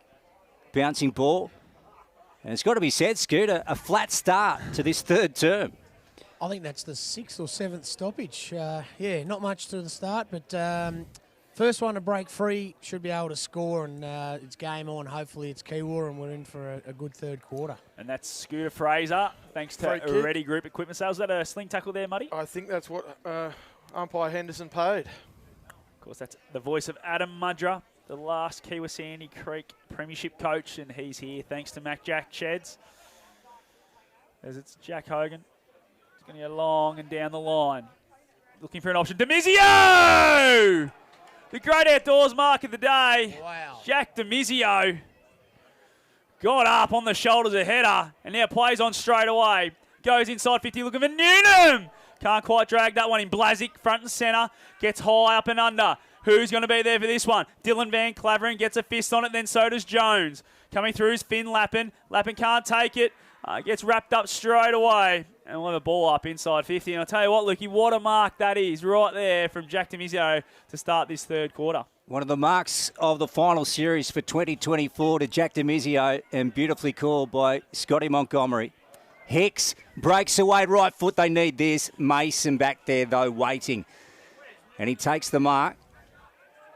Ash Van Clavering through his hands. He had to hang on to it. Here's Garside. Connor brought down. What's the umpire going to say? He's going to take it. So this is where they have to apply the acid and the pressure, Adam. Yeah, their front half pressure it's needed to lift, and Dylan Blasick was super in that space. Ball up in the air, Patton up high. Ball ricochet. Stevens gets a clearing kick. Curtis gets hands to it. In front of Collins. Ball's gone out of bounds here, just in front of our broadcast spot. Back down to you, Scoot, for Ready Group Equipment Sales. Muddy said that was beautiful desperation by Dylan Blasick there, and keep the ball in the forward half. Ball's going to get tossed in right in front of our commentary position as header just thumps that one. Goes straight back to the boundary line. We'll have a repeat stoppage. Just repeating a 70-point lead currently to Yarrawonga in the Ovens and Murray. 74-4. So Ball's going to get tossed in right in front of the interchange gates, in front of our man, Scooter Fraser. Not a great toss in. And he's been told to do it again, please, son. Bit of a stalemate here. Just stay there, mate, where you are. Yeah, good man. Right in that shadow. Nearly 6 minutes gone, thanks to Jeppo Donks.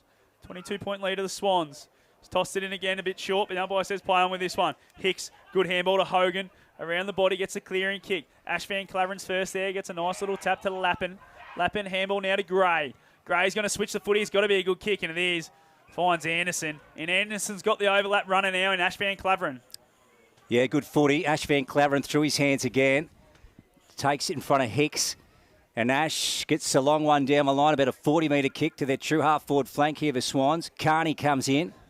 Off the ground from Gleeson. He can pick this up. Oh, ball's just beaten him out of bounds. So a boundary throw in. About 35 to 40, around from goal. Gap Road again. Let's see who can win the footy on this occasion. 44 to 22. So it's a 4-goal break here to the Chiltern Swans in the third term. It's brought to you by Wiesners. We've gone close to 7 for Jeppo Donks. TDFL finals for 2024. Demizio. Right foot. Here's Dylan Van Claveren leading the race up against Tim Hallinan. Dylan Van Claveren. Hallinan got him. And it's a throw. Well done from Tim Hallinan. So he wins the footy for his Hawks. Short one to Vogel. Takes it. Right on the semicircle. Here's Vogel. And he wants to switch play. Oh, gee, heart and mouth stuff, Scott Montgomery. Absolutely, it was Lukey. To Demizio. Oh, gee, there. Well, they flirted with danger, Adam, and it didn't work. Doolan's taken the mark. Very dangerous play. Not smart in this situation of the game. Yeah, the kick from Vogel to Demizio, whilst it obviously gets the footy off the line, all it was a transference of pressure. Demizio wasn't able to obviously play on or find another loose. It was just we take the footy back 30 metres and invite pressure. Well, this man will make you pay every time. He's shooting for 5 and he's got it. He's a star, Mark Doolan. He was so good in their premiership win on grand final day last year, and right now he's got 5. He's got 5, Scoot. It was only a matter of time that would shine through for Doolan. He's just a class above. I've never seen him stressed. Off the footy field, on the footy field, he's just an absolute champion of a player. And cut that one off and make them pay. Yeah, his defensive positioning was great. He was in a position to be able to defend probably 2 or 3. Read the cues from the kicker and got to the right spot at the right time. Now with the voice of the Scooter Fraser, thanks to Ready Group Equipment Sales, and of course Mac Jack Sheds is bringing you Adam Mudra. As the ball's back in the middle, Cam Evans fumbles that, gets a handball out, and finds its way to Vogel. Nice handball, goes backwards to McDonald. Nice little kick sideways to Bartel. Little Jace goes towards half forward, looking for Patton. He's looked lively today. Patton gets it at ground level now. He's going to get a free kick in the back. At half forward, Patton. He's got a one-on-one, but getting back's Luff in the hole. Noonan's the option. It's 3-on-1. Well done, Luff. Brings it to ground level. Mason now has it. He's going to go sideways towards Curtis. Demizio comes through again. Brings it to ground level. Shannon, super clean pickup. Gets it on the boot. Nice kick. Being paid downfield anyway. And it's going to go the way of Ben Jones. And the Swans have got it at half back. Yeah, perfectly called by Scott Montgomery. It was great work from Shannon. Right in front of our broadcast spot. Cooper taken high. It's going to go to Gray anyhow. In front of Hallinan. Kyle Cooper's confused. He doesn't know that Gray's standing behind him. Here we go. Jack's got it now. Probably tells you Kyle might have caught one as well, just quietly in that possession.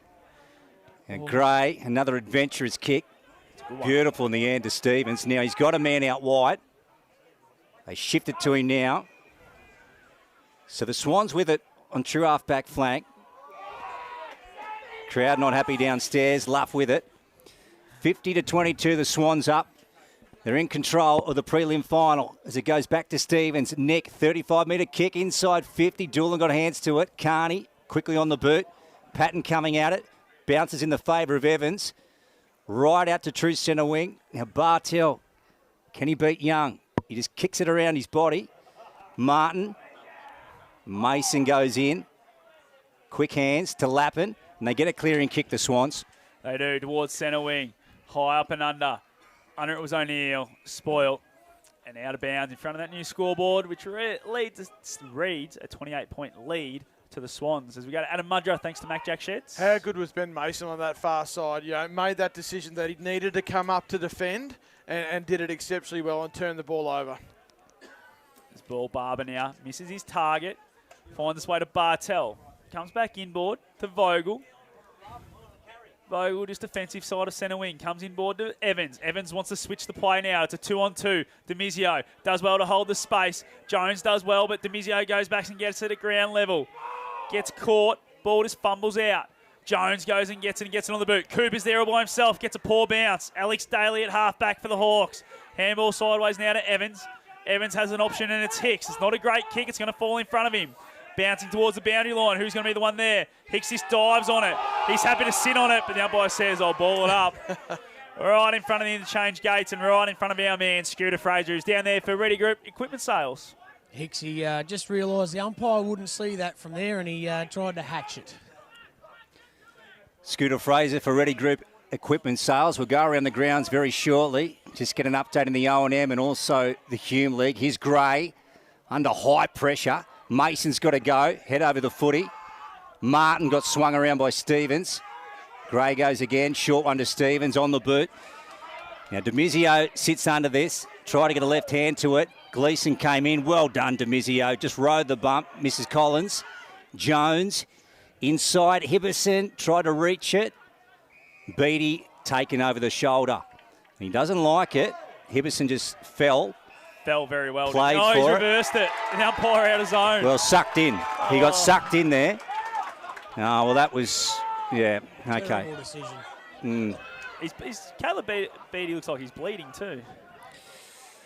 Brad Hibberson sends it inside 50. Good hands from Anderson, who takes it. Would take his best. Will he try and find Doolan here? Has he got any space down there? Chris Anderson with it, Adam. Just that open side winger again. And we mentioned at the start of the day and at patches, been really terrific, pushing hard forward, Anderson. Anderson's winding up. He's latched onto that. It's left. Over Demizio. Fighting away for it in the pocket. And we'll go around the grounds quickly, Scotty. Yeah, just the start of the last quarter in the Ovens and Murray. We've got 74 playing 15 Yarrawonga's way. And in the Hume League, it is three-quarter time. And the score is 44-28 Osborne's way over Holbrook. Okay, so grand final spot on the line there as well. In both the Hume and the O&M. Ball out of bounds here in the pocket. Gap Road ends. Caleb Beattie did come off for the blood rule there. Had a cut below his right eye after the contact with Hibberson's head in the middle there, boys. Might have been why he wasn't too happy with young Bradley. This ball gets tossed in. Swans forward pocket. Ball falls away, McDonald. Nice handball, and it's a relieving one. Now it's a kick down the line towards centre wing.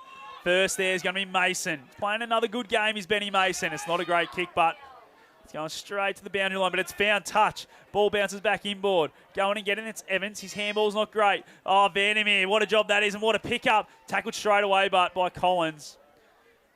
And I don't know what the umpire's paid here. We're going to see a ball up. No, he's pinged him holding the ball, so it's free kick to Collins and the Hawks in the back line.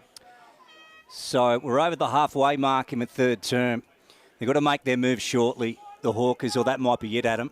Yeah, no, they've got to hit the scoreboard real soon because 15 minutes into the third quarter and you've got to chase down 6 goals.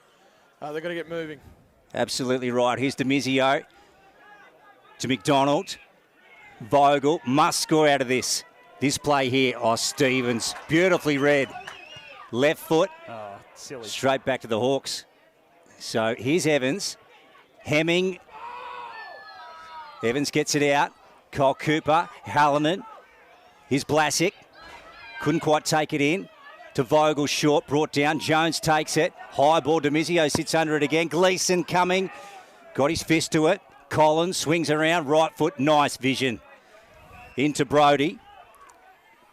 So the Hawks with it through Lockie Brodie. Left of centre wing. Broadcast side. Oh, thought I was half a chance. got him on. I was going to jump out of the box and take that one. It would have been a mark of the day. It would have. And in the end, well, Connor Brodie put himself under too much pressure. Yeah, definitely. As soon as you get off the line and put yourself from control into chaos, you invite the pressure. a bit like Stevens on the last one he took, wasn't it, at half-back? Just played on in nothing. As that kick there is not a great one. Goes into the centre of the ground. We're going to have a ball up right in the centre of the ground. I'll tell you what, the Hawks need one soon. Otherwise, the day could be done. 16 minutes gone, thanks to Japo Donks in this third quarter. Thanks to Wiesner's, 28 points on the Commercial Club scoreboard. Stevens gets the handball received from Lappin and then gets it on the boot. Goes out, Bartel, we know he's got wheels. Is he going to get there first? Gleeson takes him to the boundary line. And we'll have a throw in on the far side. And that's thanks to Barclay Park Estate. Here's Luke Francis. Third term brought to you by Wiesner's. Group racing in Sydney today. We've also got the Moya Stakes, the Group 1 Sprint at Moonee Valley, coming up at 10 to 5 this afternoon. What a beauty that'll be. There's McDonald, brought to ground over the shoulder again from Kyle Cooper. So McDonald, Jack with the pill, and it's, those two are having a bit of fun over there. True half forward flank, Newnham flew from behind. Mason went by Hicks. Bartel, Jason to Newnham. Fends off Hemming. Right foot inside 50. Martin couldn't take it. There's Lappin. He's brought down by a nest of Hawks. And we're going to have a stoppage, about 45 out from the Pony Club end. So at the moment, the Chiltern Swans, 8-2-50, lead the Kiewa Sandy Creek Hawks 3-4-22. We've gone 17 for Japo Donk's third term. Ball tossed up. Pony Club end of the ground. Cooper has it again. Tackled straight away. His influence definitely died down, Adam, since Tim Candellon's made that move onto him. Yeah. You work hard to get a kick when you've got Tim Candellon chasing you around. Ball tossed up again. Payne of the 50. Header wins that one. Patton gets the handball out, only as far as Young. Now Mason overruns it. Young's there again. Who's going to be clean? No one. Umpire says, I'll have it. I'll have a ball up on the point of the square. Kiewa end of the ground. 28-point lead to the Swans. Ball about to be tossed up. Header. Wins that one again. Hibberson comes through. Puts himself in the right spot a lot. Does Brad Hibberson. Gets over the head of Evans. O'Neill goes inside 50 now, looking for Gleeson. Gleeson running back with the flight. Does well at ground level. Wants to dodge and weave. Needs to stay on that right boot. Now he does. Has a shot at goal. Goes to the goal square. Demizio. Great body work to rush that one through for a minor score. Takes score to 8-3, 51. The Swans, 3-4, 22. The Hawks in this third quarter, brought to you by Weasels, and that's on the Commercial Club scoreboard. Adam Mudra, thank goodness for Jack Demizio. This margin would be bigger. Oh, yes, as Key would do their best to try and turn the ball over. But, yeah, he's. You wish you had a couple of him, one in the front half, one in the back half. Gray, nice hit.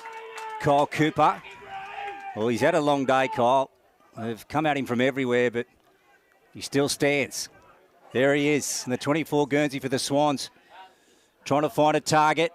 And that man again, Demizio, as we were just talking of, been so good this afternoon for the Hawks, but he hasn't had a whole lot of help. 51-22 on the Commercial Club scoreboard. Swans lead, and at the moment, they're going to take that second spot in the GF next Saturday. Here's Barber for the Hawks. Jacob to Evans. They've got to try something here. They can't play like this, Adam. No, they've got to take the game forward. Try and get the ball off the line, but take the game forward. Really challenge Chiltern to defend. As that kick went over Collins' head, it's turned over through Hemming. Hemming goes inside 50 for that left boot. Well done, Daly. He hasn't quite taken the mark, but he was able to worry Doolan out of that contest. It's 2-on-1, and Doolan does well to get a stoppage inside 50 for his Swannies, who hold a 29-point lead here on the Commercial Club scoreboard. Ball's about to be tossed back in. It's O'Neill and Brody do battle. O'Neill wins it. Cooper taken high. Umpire sees it. And it's going to come back. And Cooper, I reckon he nearly had this distance in him. He's going to be setting sail from about 45, Adam. Yeah, it's funny. You sort of mentioned the Candellon-Cooper matchup about 2 or 3 minutes ago. And as we've spoken about this, Candellon's found himself back to half forward, and Cooper's actually, wheeled himself back into the contest and had an important 2 or 3 minutes, whilst that sort of, I suppose, differentials played out. You got to wonder if that's conditioning for Timmy after obviously missing so much footy. We know how hard Kyle Cooper runs, and he's earned this free kick. Going for his first of the day. Kyle Cooper on the runway. will set sail from 45 to the Gap Road end. Got the wind at his back. Just needed to give it a little bit too much, and he shanks it to the left. Skinny side, through for a minor score. That's his second blemish for the day. Takes Chiltern to 8-4-52, and Kiewa Sandy Creek 3-4-22 on the Commercial Club scoreboard, and we're going nearly 21 minutes on the Japo Donks time clock. Evans to Barber, coming off the back flank. And they come to true centre wing. Blasick weaving through traffic on the boot. There's a whistle here. Out of bounds. Out of bounds. Okay, we're going to have a boundary throw-in. Prelim final 2024. Scoot, as we said, terrific crowds for the first couple of weeks of the TDFL finals. Any official gate figure at the moment? We'll get that about three-quarter time for you, boys. Good man. Counting the till as we speak. Scooter Fraser for Ready Group Equipment Sales. Here's Jones. Try to get a banana, curl it back. Evans again. Now, he wants to go to true centre half back. This is what they've got to do. They've got to attack the game now. Here's Newnham to Hogan. Need a wave of running from behind at them, don't they? So they must press forward here. Here's Daly. Now, what's he got up the line? He ducks back around them. That's okay. They keep possession here. Newnham's got it, but it's had... The Swans got a heap of time here to be able to get back and defend. Carney. Booth. Here's Luff. Out the back to Ash Van Claveren. Short. And the Swans hold up through Gray. They've been so composed in the back half, the Swans. Yeah. That's the voice of Adam Mudra, thanks to Mac Jack Sheds. As Ben Mason has it now at half back on the pain of the 50. His team is controlling it here. 30-point lead. Deep in the third quarter. Cooper. Last line of the fence goes sideways. Finds Garside. Garside has it. They transferred the whole side of the defensive 50. Now goes to Gray. Gray goes down the line. Looking for Anderson. Coming over there is well done by Lockie Brodie. Takes it over for a boundary throw-in. As we go boundary side to Scooter Fraser, thanks to Ready Group Equipment Sales. It's beginning to be a little bit obvious, boys. The Kiewa guys coming to the bench are coming for a rest, and Chiltern are still doing rotations. So Kiewa boys are just run off their feet. Yeah, right now it's hard to believe this is the same team we saw 14 days ago that defeated the Chiltern Swans by 51 points. 9 goals. You'd swear they've swapped Guernseys here. They're just flat. The Hawks, they can't get any run on the footy. And right now, a ball up on true centre wing. Looks like Demizio's playing a bit of a loose man around the footy there too, as Ben Mason's playing the loose man behind the footy. There we go. There's three-quarter time at the Sandy Creek Reserve. And at the break, we have got the Chiltern Swans 8-4-52, leading the Kiewa Sandy Creek Hawks 3-4-22. Have they got one last surge in them? The Hawks for season 2024. They need to pull out all stops in the final term. It's the TDFL finals for Mark Spraybarn and NZ Albury, where you won't miss a thing. We'll help you get the job done. We'll make your job a smooth one. Dunn's Twin City Cranes. For your semis, riggers, spotters, cranes. Safety is our second name. You're looking pretty with Dunn's Twin City. No job's out of reach. Rig it, lift it, move it, shift it. No fuss, talk to us. We'll help you get the job done. We'll make your job a smooth one. Dunn's Twin City Cranes.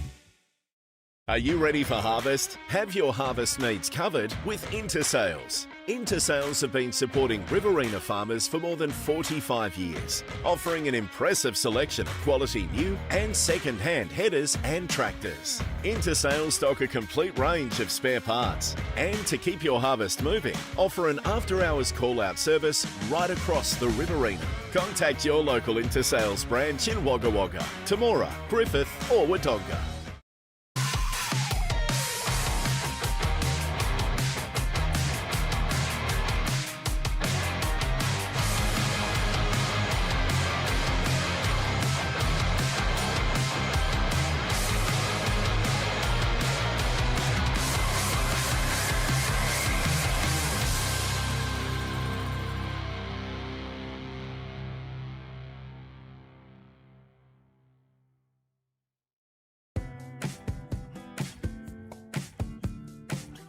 Finer embroidery is in the fabric of our community.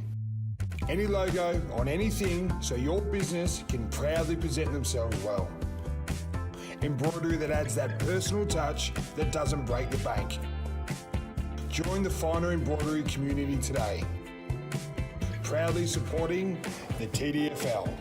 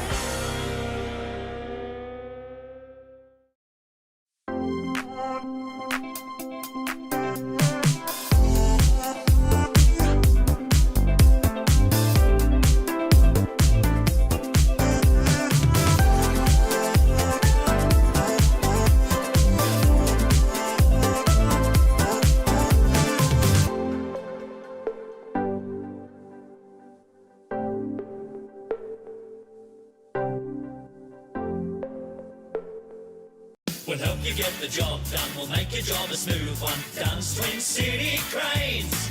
For your semis, riggers, spotters, cranes. Safety is our second name. You're looking pretty with Dunn's Twin City. No job's out of reach. Rig it, lift it, move it, shift it. No fuss, talk to us. We'll help you get the job done. We'll make your job a smooth one. Dunn's Twin City Cranes.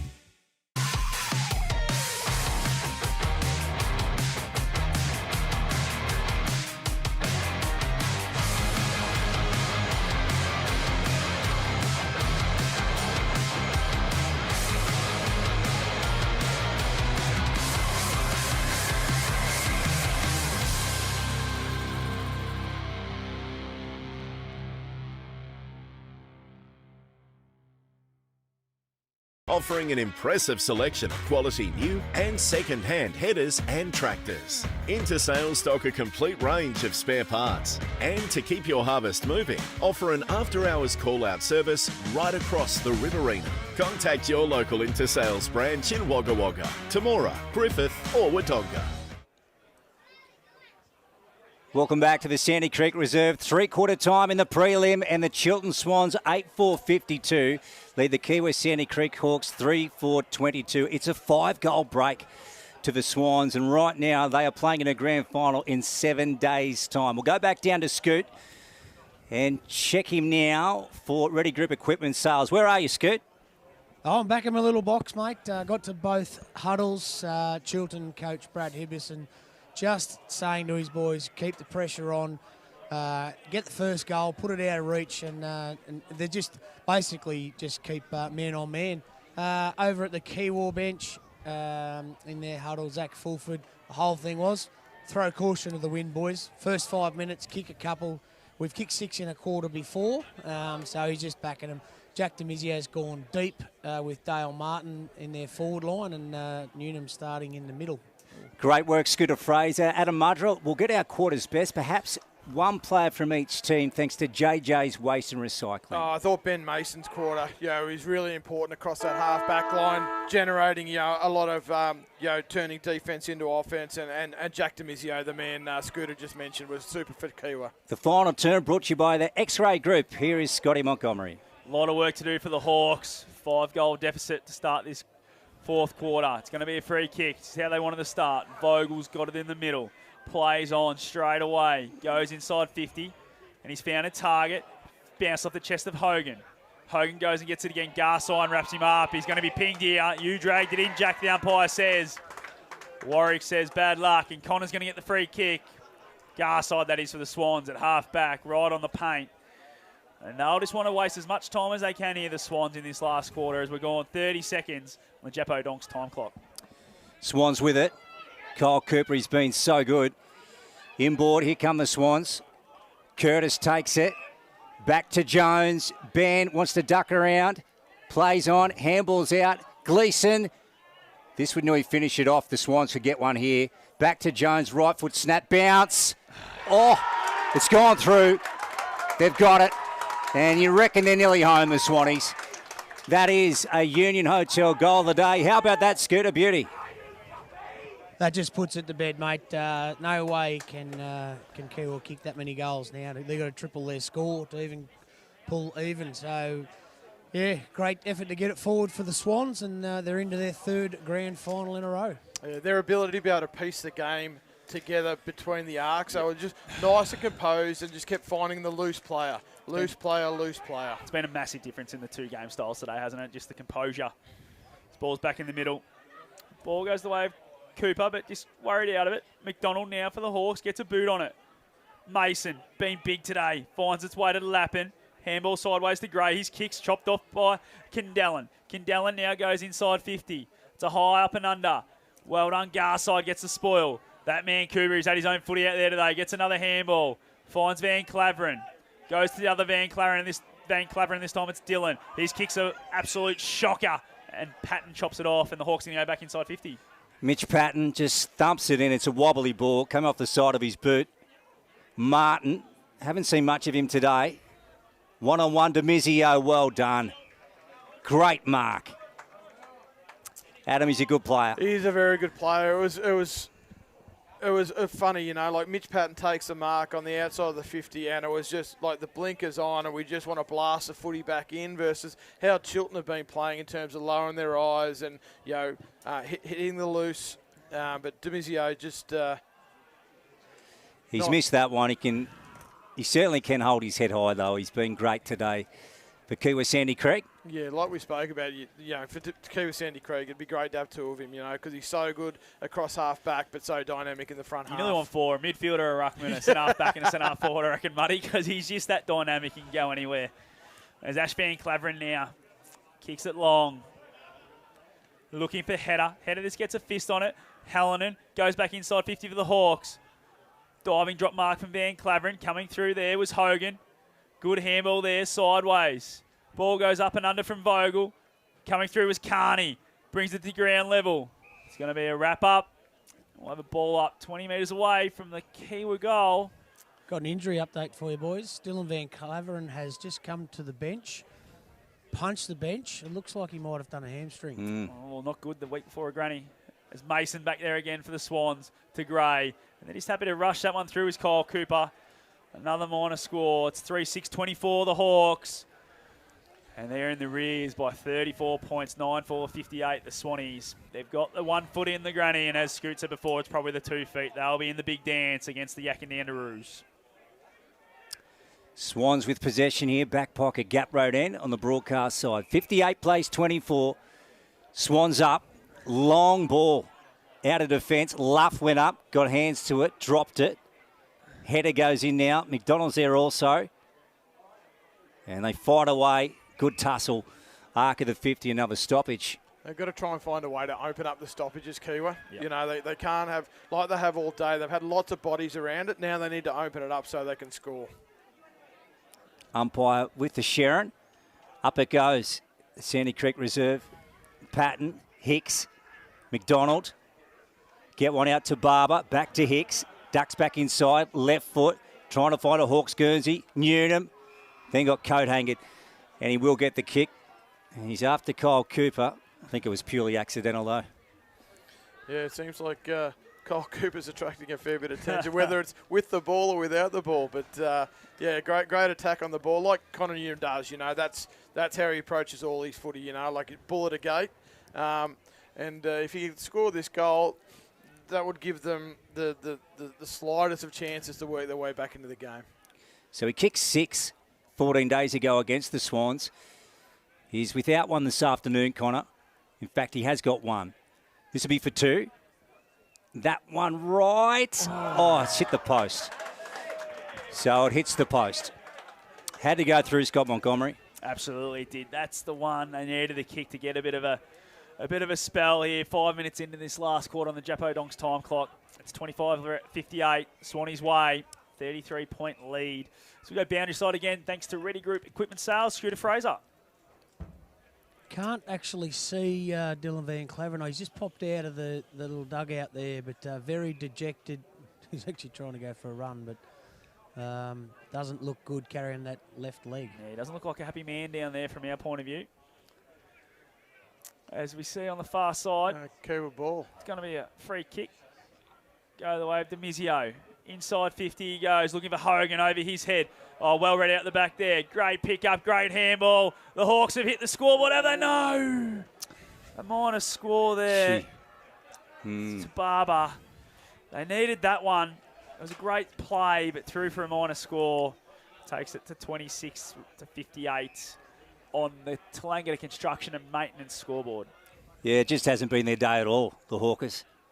Swans in full control of this prelim final. There's Stevens. True centre wing. Far side. Nuna went up with a fist. Here's Daly. Tried to get rid of Anderson. Oh, swung him around. That's okay. Here's Jones going after it. Head over the footy. Patton came in.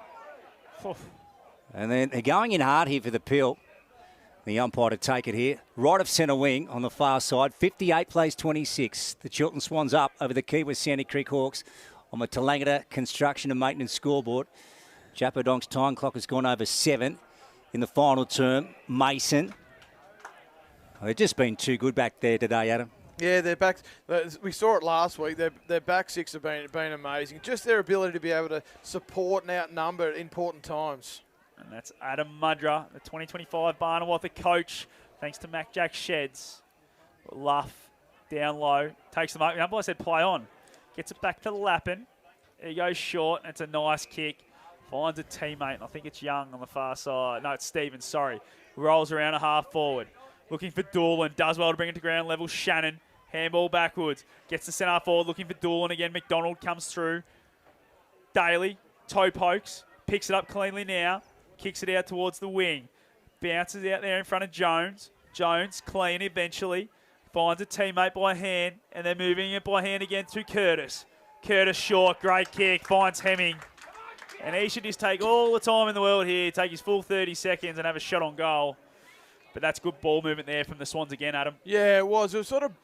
As Hemming just plays on straight away, finds Vandermeer. Lazy checking, but yeah, their ball movement's been superb. Yeah, it's just on the back of some forward line pressure. Like Alex Daly had the ball in his hands and was surrounded by 3 Kiewa players. But given the moment and the situation, he just wanted to get the footy out of there, as opposed to using your numbers.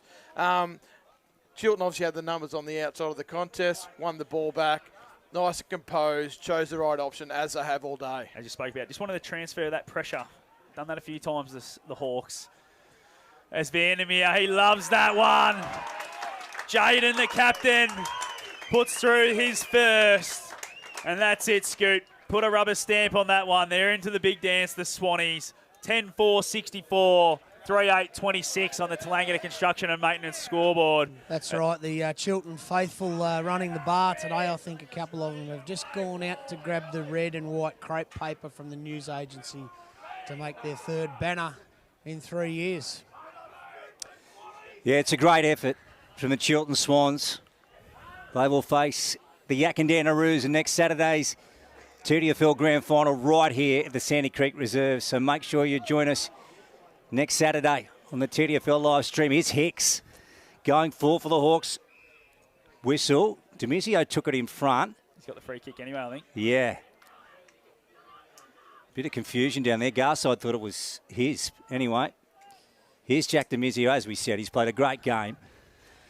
In those fluoro green boots, gee, stands out at him, doesn't he, in those wheels? Yeah, well, the wheels help, but his ability is certainly an eye-catcher. He's been fantastic for the Hawks today. Here he goes, Jack Demizio. Look at that. That one's right, though. Good strike, but offline. The one behind. 64 plays 27. Yeah. On the Tallangatta Construction Maintenance scoreboard, Jacko Donk's time clock has gone close to 10.5. Final term here at the Sandy Creek Reserve. I know we spoke about it last week, but whether there's an opportunity for Chiltern to start and manage those super important players in their group, be it Kyle Cooper, Mark Doolan, Dion Gleeson even. Yeah. He has had a quiet day, but I feel he's massive to their chances next week. As Mason goes long, high, looking for Luff. Ball gets brought to ground level. A boot quickly from Anderson. It's rolling, and the boundary line's going to win. Right in front of that scoreboard is Scooter. Looks like Dylan Van Claveren might be coming back out there. I've just had a quick chat to him, actually. I said, what's wrong? And he said, I kicked the ground and had a bit of a stinger in his ankle. So nothing wrong with his hamstring, nothing wrong with his quad. He's ready to go back on. Thanks for that, Dr. Scooter down there. This ball now just tapped on by Luff. Chopped off by Hallinan. Back to Luff. Luff's kick spoilt by Hallinan. Just fumbling around there. This can happen a lot in a final like this. 11 and a half minutes gone thanks to Japo Donks. And it's all but over. 37-point lead to the Swans on the Tallangatta Construction and Maintenance scoreboard. And, of course, this last quarter is brought to you by the X-Ray Group. Yeah, just down in front of our broadcast spot here, Adam, we saw Luke Daly come up and have a chat to Dylan Van Claveren. It looks like they're going to send him back on just to give him a chance and just test out his leg. Yeah, and obviously, to have someone of Luke Daly's experience, imparting some wisdom is really critical for young, inexperienced players. That's right. He's going to say, young man, we'll send you out there again. Just see how it goes. Just test it for us. Here goes Vogel. Now here he comes, Dylan Van Claveren, and he is running on there like Carl Lewis. Nothing like a Safa Powell. Or Usain Bolt for those of the modern day. Yeah, Which one were you, Muddy? The modern day or the... I was in the Carl Lewis camp. Don't worry about that. You have to tell Monty who Carl Lewis Yeah, who was that? The King. I think King he won Carl. his gold before I was born, to be honest. Scooter. Dylan Van Claveren nearly broke the land speed record then. Yeah, and I had him in an ambulance going to hospital about 5 minutes ago with every other injury possible. I think that was his fitness test there. Barber around the body, right to the goal square. Bartel and then Newnham, and goes out of bounds. They've just been wonderful, the back six for Chiltern. Connor Newnham, Mitch Patton, just haven't been, given a millimetre of space down in that part of the ground. Thanks to Finer and Brodery, thrown in. Who's going to win this one? McDonald, handball, Barber, tackled, slips out of it, dropped it. Umpire says play on, Lappin tackles him again. He's going to blow the whistle, Clarkey? No. He says play on now, Clarkey will blow the whistle. Ball up. Gap end row to the ground. Kiewa Sandy Creek. To say they need one is an understatement. They've had their chances, 3-9 to 10-4. Good kickings, good football, and today Chiltern Swans have shown us that. The ball gets tossed up. Luff. Ball goes to ground level. Just a bit of a scrap again, and Chiltern will take this for the next 10 minutes, I reckon, boys. I don't think they really care at all what happens from here. Well, Scotty, I reckon we're the only four people, our commentary team, that isn't around this footy at Sandy Creek. At 25 out from goal here, Gat Road end. Every single person at the ground is around this Sharon down there. Is Hicks. Got taken down. Play goes on. Booth. Nice work to get a clearing kick. Newnham, and takes a ripper. He takes a hanger. A great outdoors mark of the day from Connor.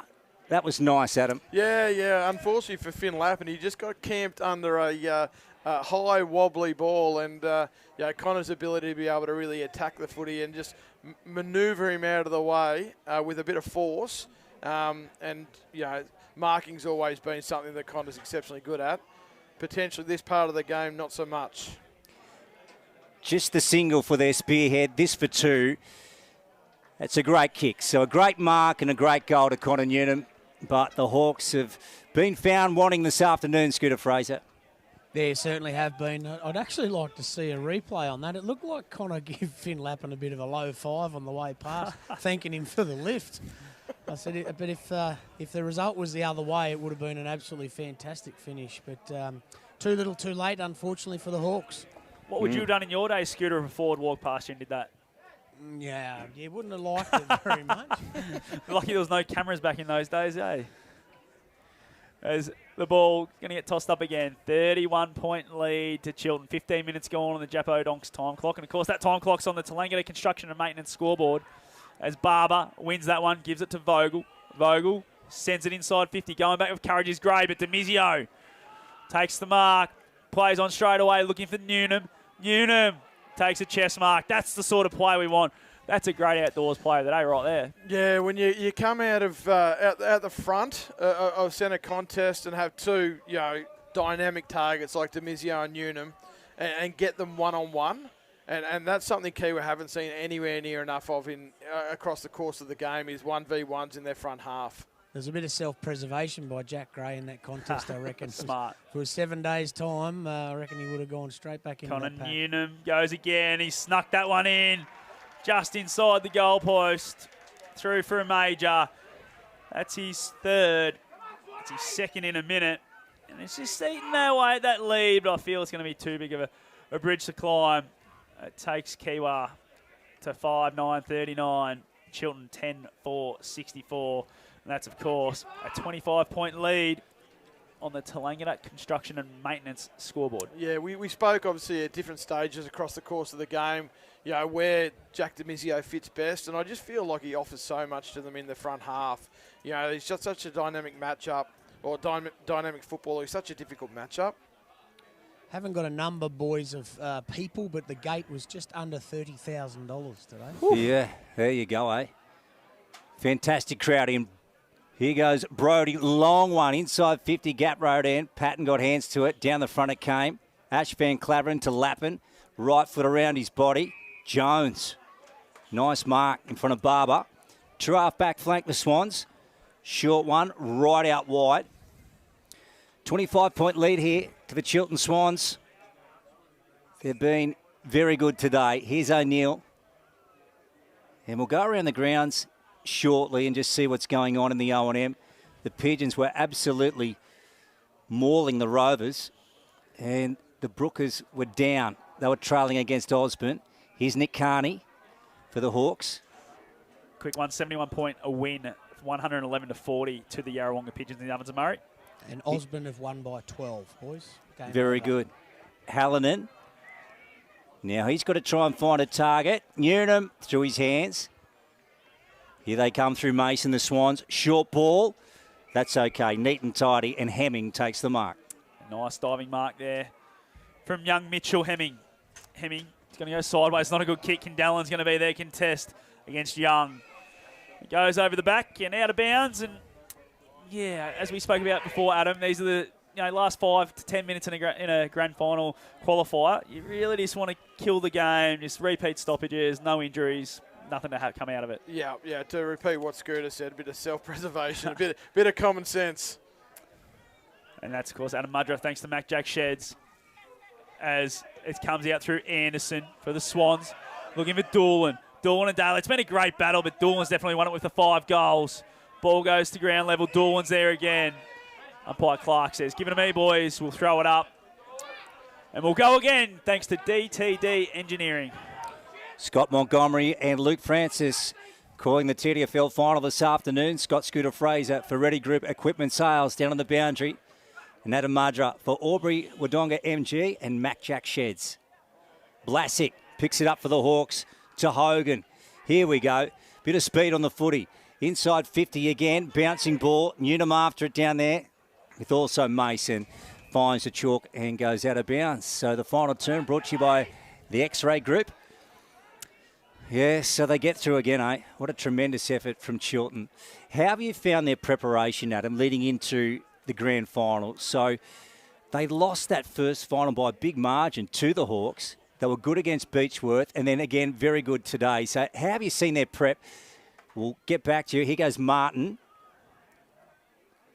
And bouncing ball comes out again, Mason. Done some good things today.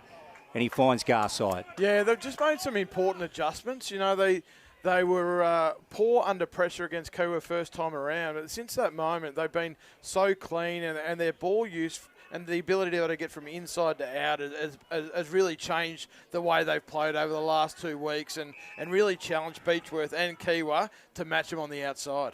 As Helena now sends the Hawks back towards forward. Demizio can't quite take it. Coming through was Martin. Goes to ground level. Whistle goes now. Umpire Henderson just wanted to see what they could do. Ball got stuck in there. And the ball up right on the point of the square. Kiewa into the ground. Ball gets tossed up. Luff wins the tap, but it bounces the way towards Vogel. Vogel gets dispossessed. Patton misses his boot.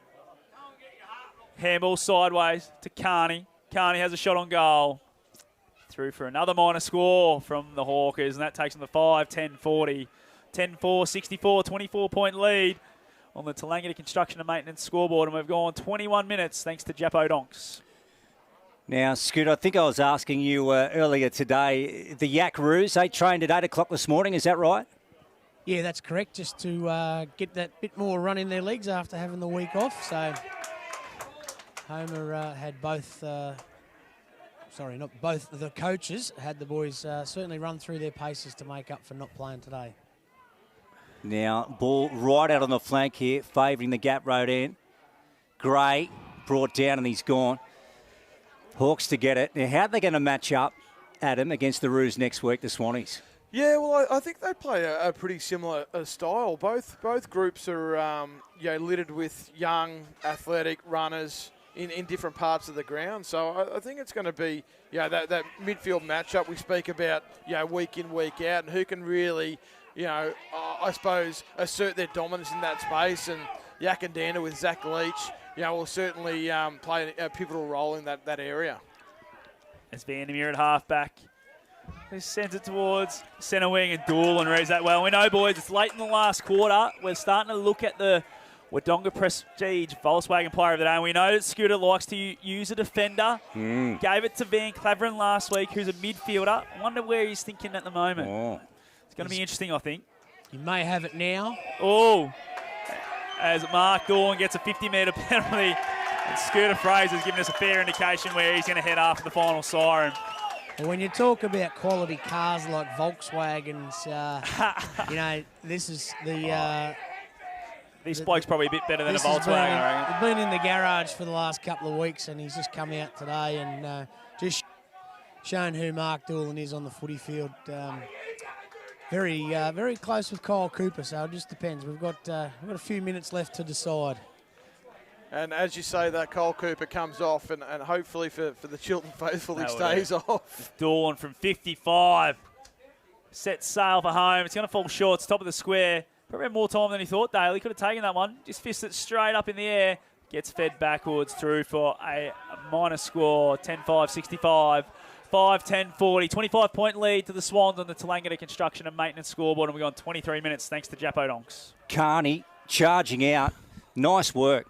Feigned around, got a left foot out. Right over the back of the pack. Here's Demizio bursting onto it. It's been so good for his Hawks. There goes Blasick. And Newnham one-on-one. Front spot up against Mason. Connor keeps it. Right foot snap around his body and hits the post on the near side this time.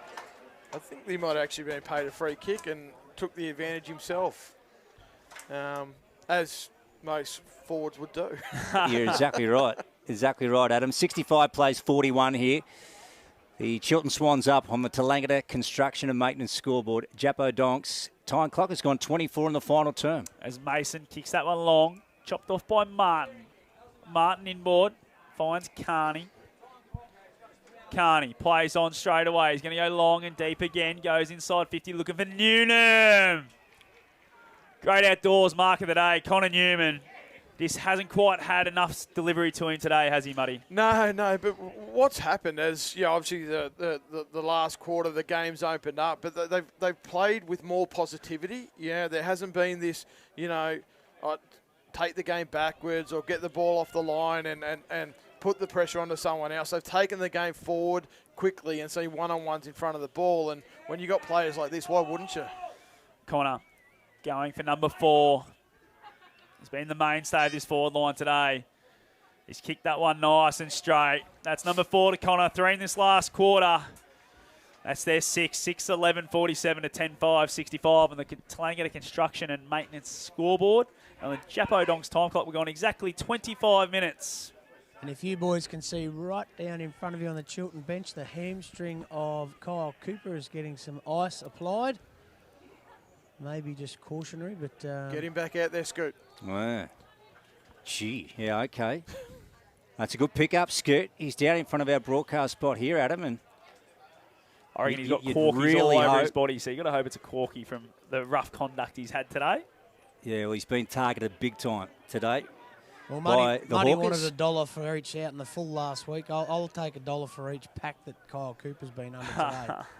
Okay, here's Garside for the Swannies. We're through to yet another grand final through O'Neill's hands. The breakaway, the Swans. Short one going forward. Inside 50, Pony Club end. There's Doolan. Just a star, that man. Kicked the last 3, Kiewa. Yeah, they have. So they haven't dropped their heads. 65 plays 47. Swans up. Tallangatta Construction and Maintenance scoreboard. And they're through to the final day, the Chiltern Swans yet again. They'll meet the Yakandandaroos in next Saturday's TDFL Grand Final for 2024. So a great effort from Brad Hibberson and his crew. And they'll be pretty proud down in Chiltern tonight. Adam Mudger. Yeah, well, they've turned themselves around. I think if you reference probably the mid 2010s, they weren't the powerhouse they are today. So they've certainly, over the journey, they've built the right way and have now been able to, have sustained success, and what that looks like next weekend, who knows? But the fact that they've been able to get to 3 consecutive grand finals, winning 2 of them, suggests that the club's in a really good space and that they've built the right way. So the final score here at the Sandy Creek Reserve, the Chiltern Swans 10-5-65 have beaten the Kiewa Sandy Creek Hawks 6-11-47. So they get home by 3 goals, exactly 18 points. We'll go down to Scooter Fraser very shortly. He's going to have our Wodonga Prestige Volkswagen Player of the Day. Where are you at the moment, Scoot? Oh, there he is. Look at him. He's just right of the centre, wandering around. He's just trying to find. Look at him in his white tennis shoes yeah, out there. They're quite wide, aren't they? Aren't they? I don't reckon they've been worn too often. Brand spankers, Scoot. They're Wimbledon boots. When you got 15 and 17-year-old daughters that are fashionistas, boys. Oh, Scoot, you are one. So you're one cool man. I won't tell you how much they cost. You're one cool cat, Scoot. He's still looking. I'm going to try and grab Mark Doolan, boys. You're going to try and rush it by the looks of this. Dools, here we go. Well done, mate. Yeah, boys, you got me? Yep, go for it, Scoot. Dools, 2 goals in the first 2 finals. We're always talking about you're not too far away from actually unleashing, and today was one of those ones. Stepped up today, 51-point loss last week to this. Absolutely fantastic effort. Yeah, no, it was. We knew a couple of weeks ago that wasn't our brand of footy, kicking the footy high, and it was a great coaching effort to turn it around. A couple of weeks.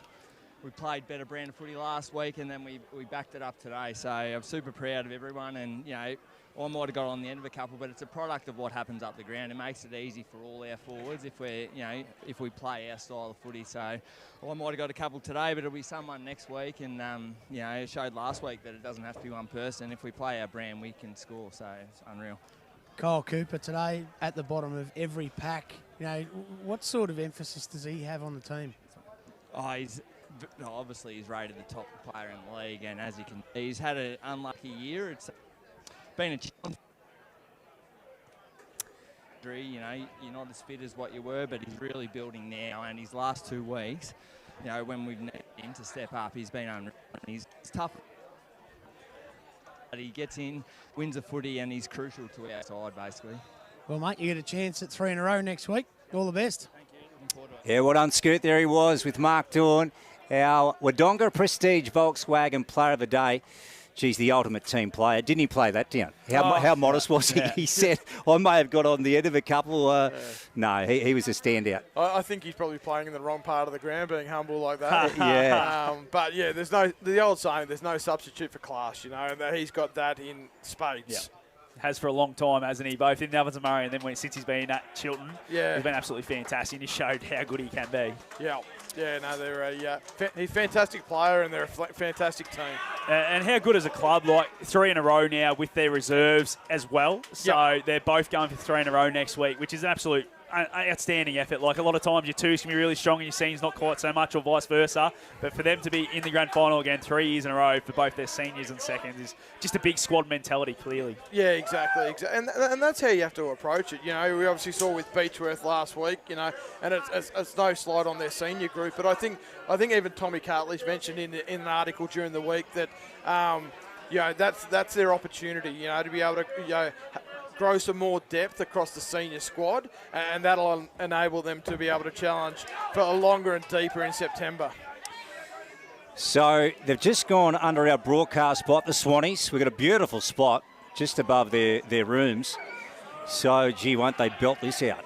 Won't they give this one some? 65-47 they get home. 10-5, 65 to 6-11-47 now. The great Scooter Fraser, we understand, is he'll be heading in there with his mic. So we'll have the song very shortly, but we might get airborne here, boys, because we're above the rooms here. We might be taking off like Dorothy and Toto. We are. There's the only thing better than a prelim final win is a grand final win. We've got the netball, A-grade netballers. Here we go.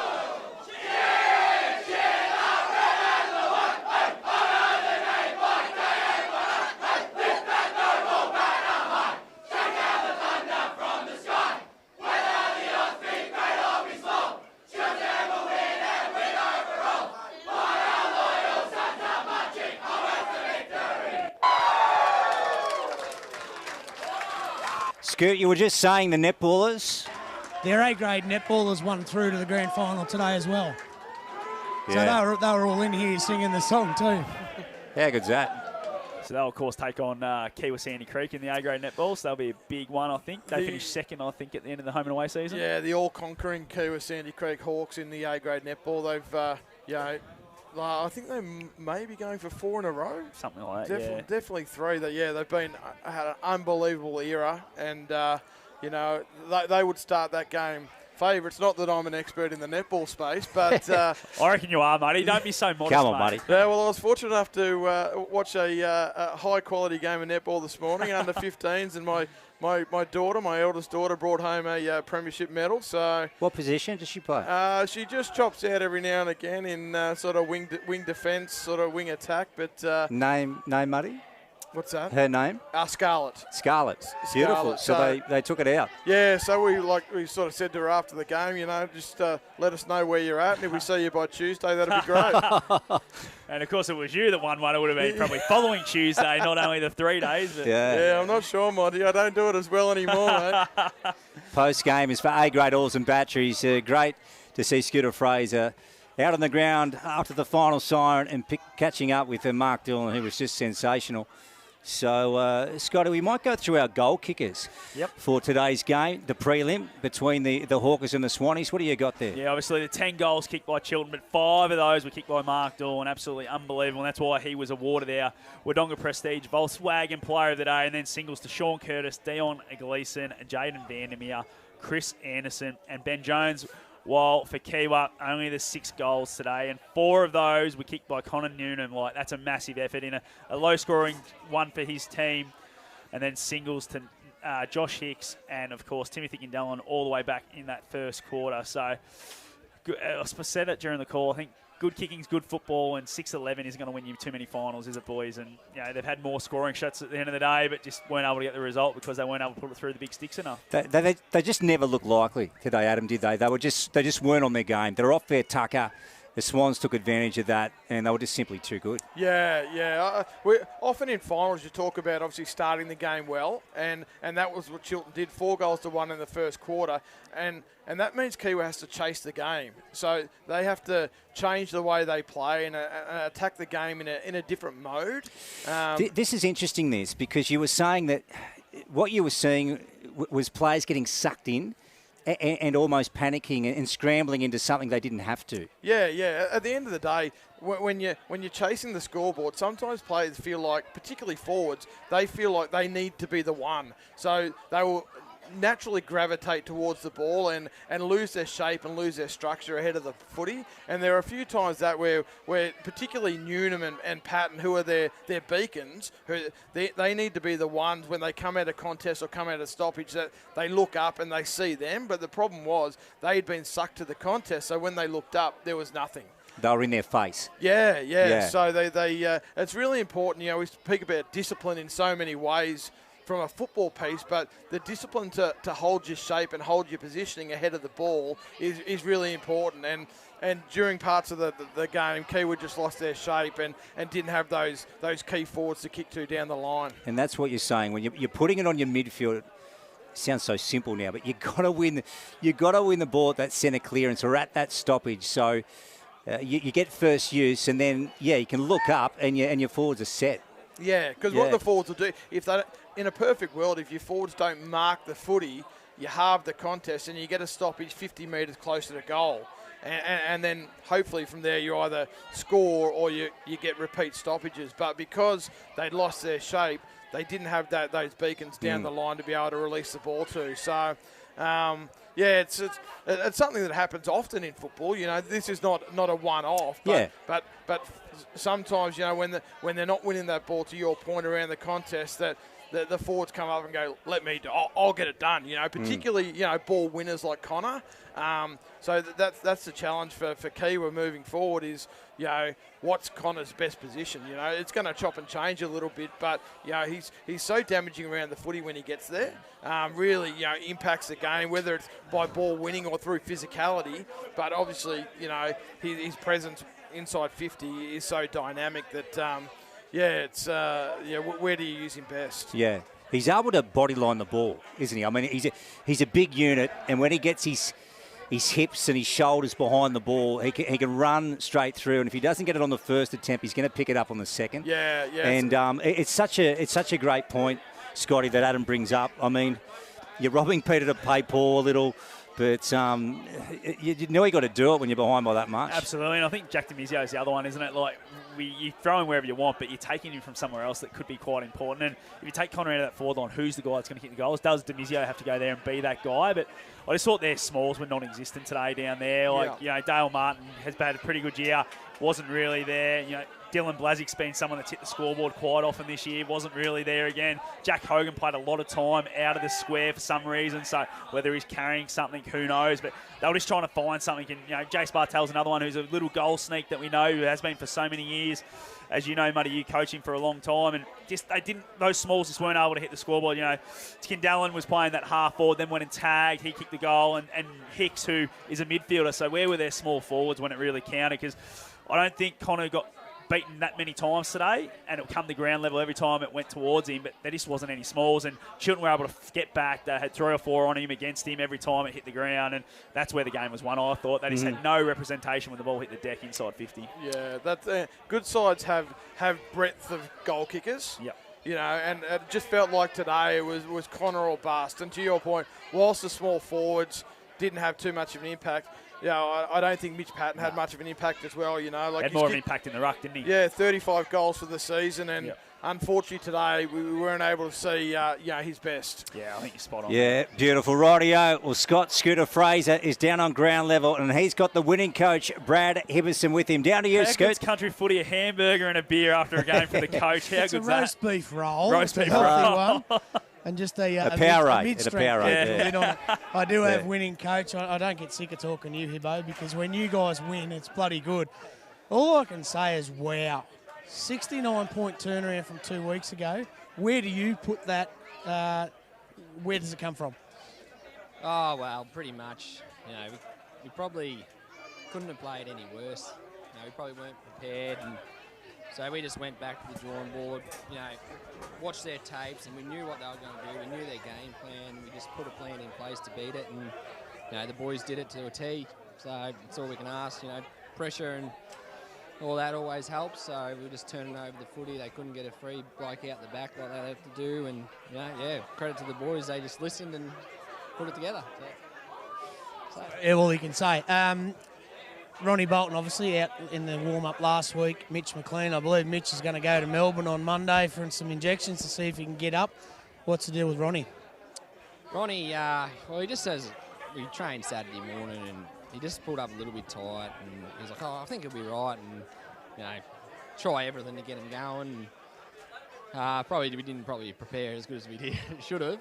Having an emergency, didn't bring his gear and all that, so... he just got too tight, and we're just like, we just won't risk it, and try to get him up this week. And once again, he was sort of just too tight. So he's just seeing people as much as we can, try to get it right, and if we got through, then give himself the best opportunity to play in the granny. So Middle of September, the last 2 years, you've had a great headache, I'd call it. That you've got both seniors and reserves in. Thursday night's going to be some more headaches for you. Yeah. The worst one is every year, my brother, bloody doesn't play right up to the granny, so I don't know. He might be pushing the limits this year with the old family tie there, I think. But, it's a good position to be in. The A grade's in that granny as well this year, so they've they've done a really good job, and just the club's in a great position, similar to Yak, like they're in a great position with their netball and their football, 3 sides in. So, it's just good being a part of the club in such a successful era, I guess. So, yeah, hopefully it continues. Well, I saw your brother and his lovely wife, Georgia, down the street. We're getting a coffee this morning, and she's only about 6 weeks off having a baby, and her best friend's had one early, so maybe Bodie might be in the hospital next week. We never know. I said to you just before as we come on, Dools kicked 2 goals in 2 finals up to today, and, I'd said you just don't see that normally, and he's only 1 game off absolutely making the opposition look second rate, and he did it today with another 5. Yeah.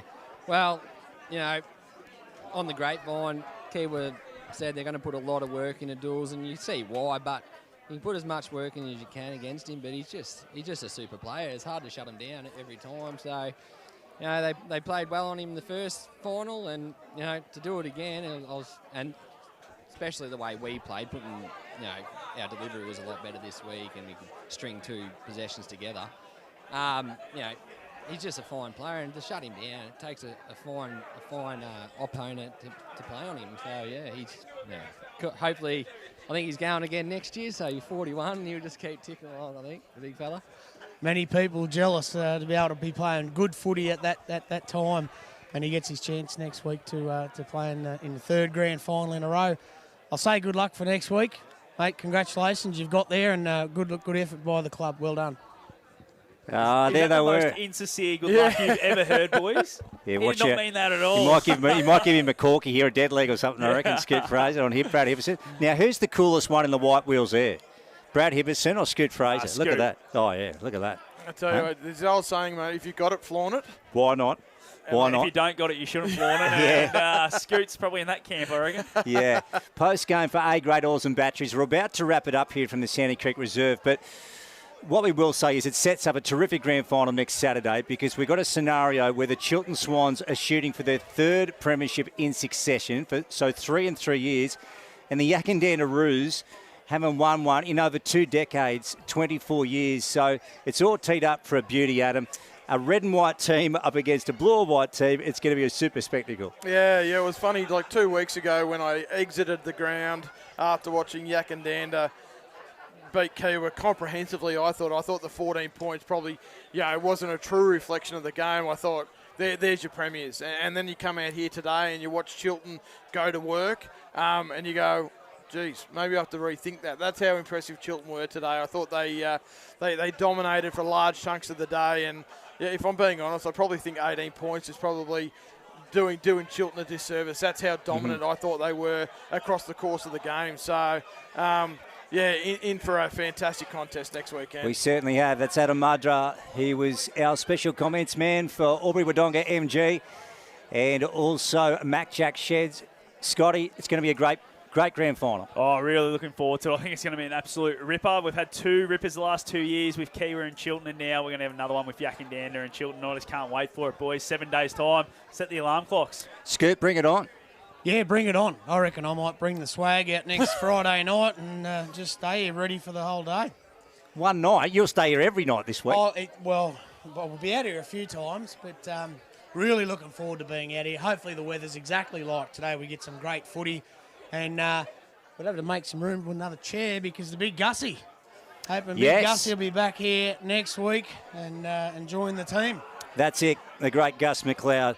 So it's been Scott Scooter Fraser, Adam Madra, Scott Montgomery and Luke Francis at the Sandy Creek Recreational Reserve on a day when the Chiltern Swans advanced to yet another grand final. They won 10-5-65 to the Kiewa Sandy Creek Hawks 6-11-47. We'll see you back here in 7 days' time for the Yakandanda Roos up against the Chiltern Swans in the TDFL Grand Final for 2024. It has been the finals for Mark Spraybarn and NZ Albury, where you won't miss a thing.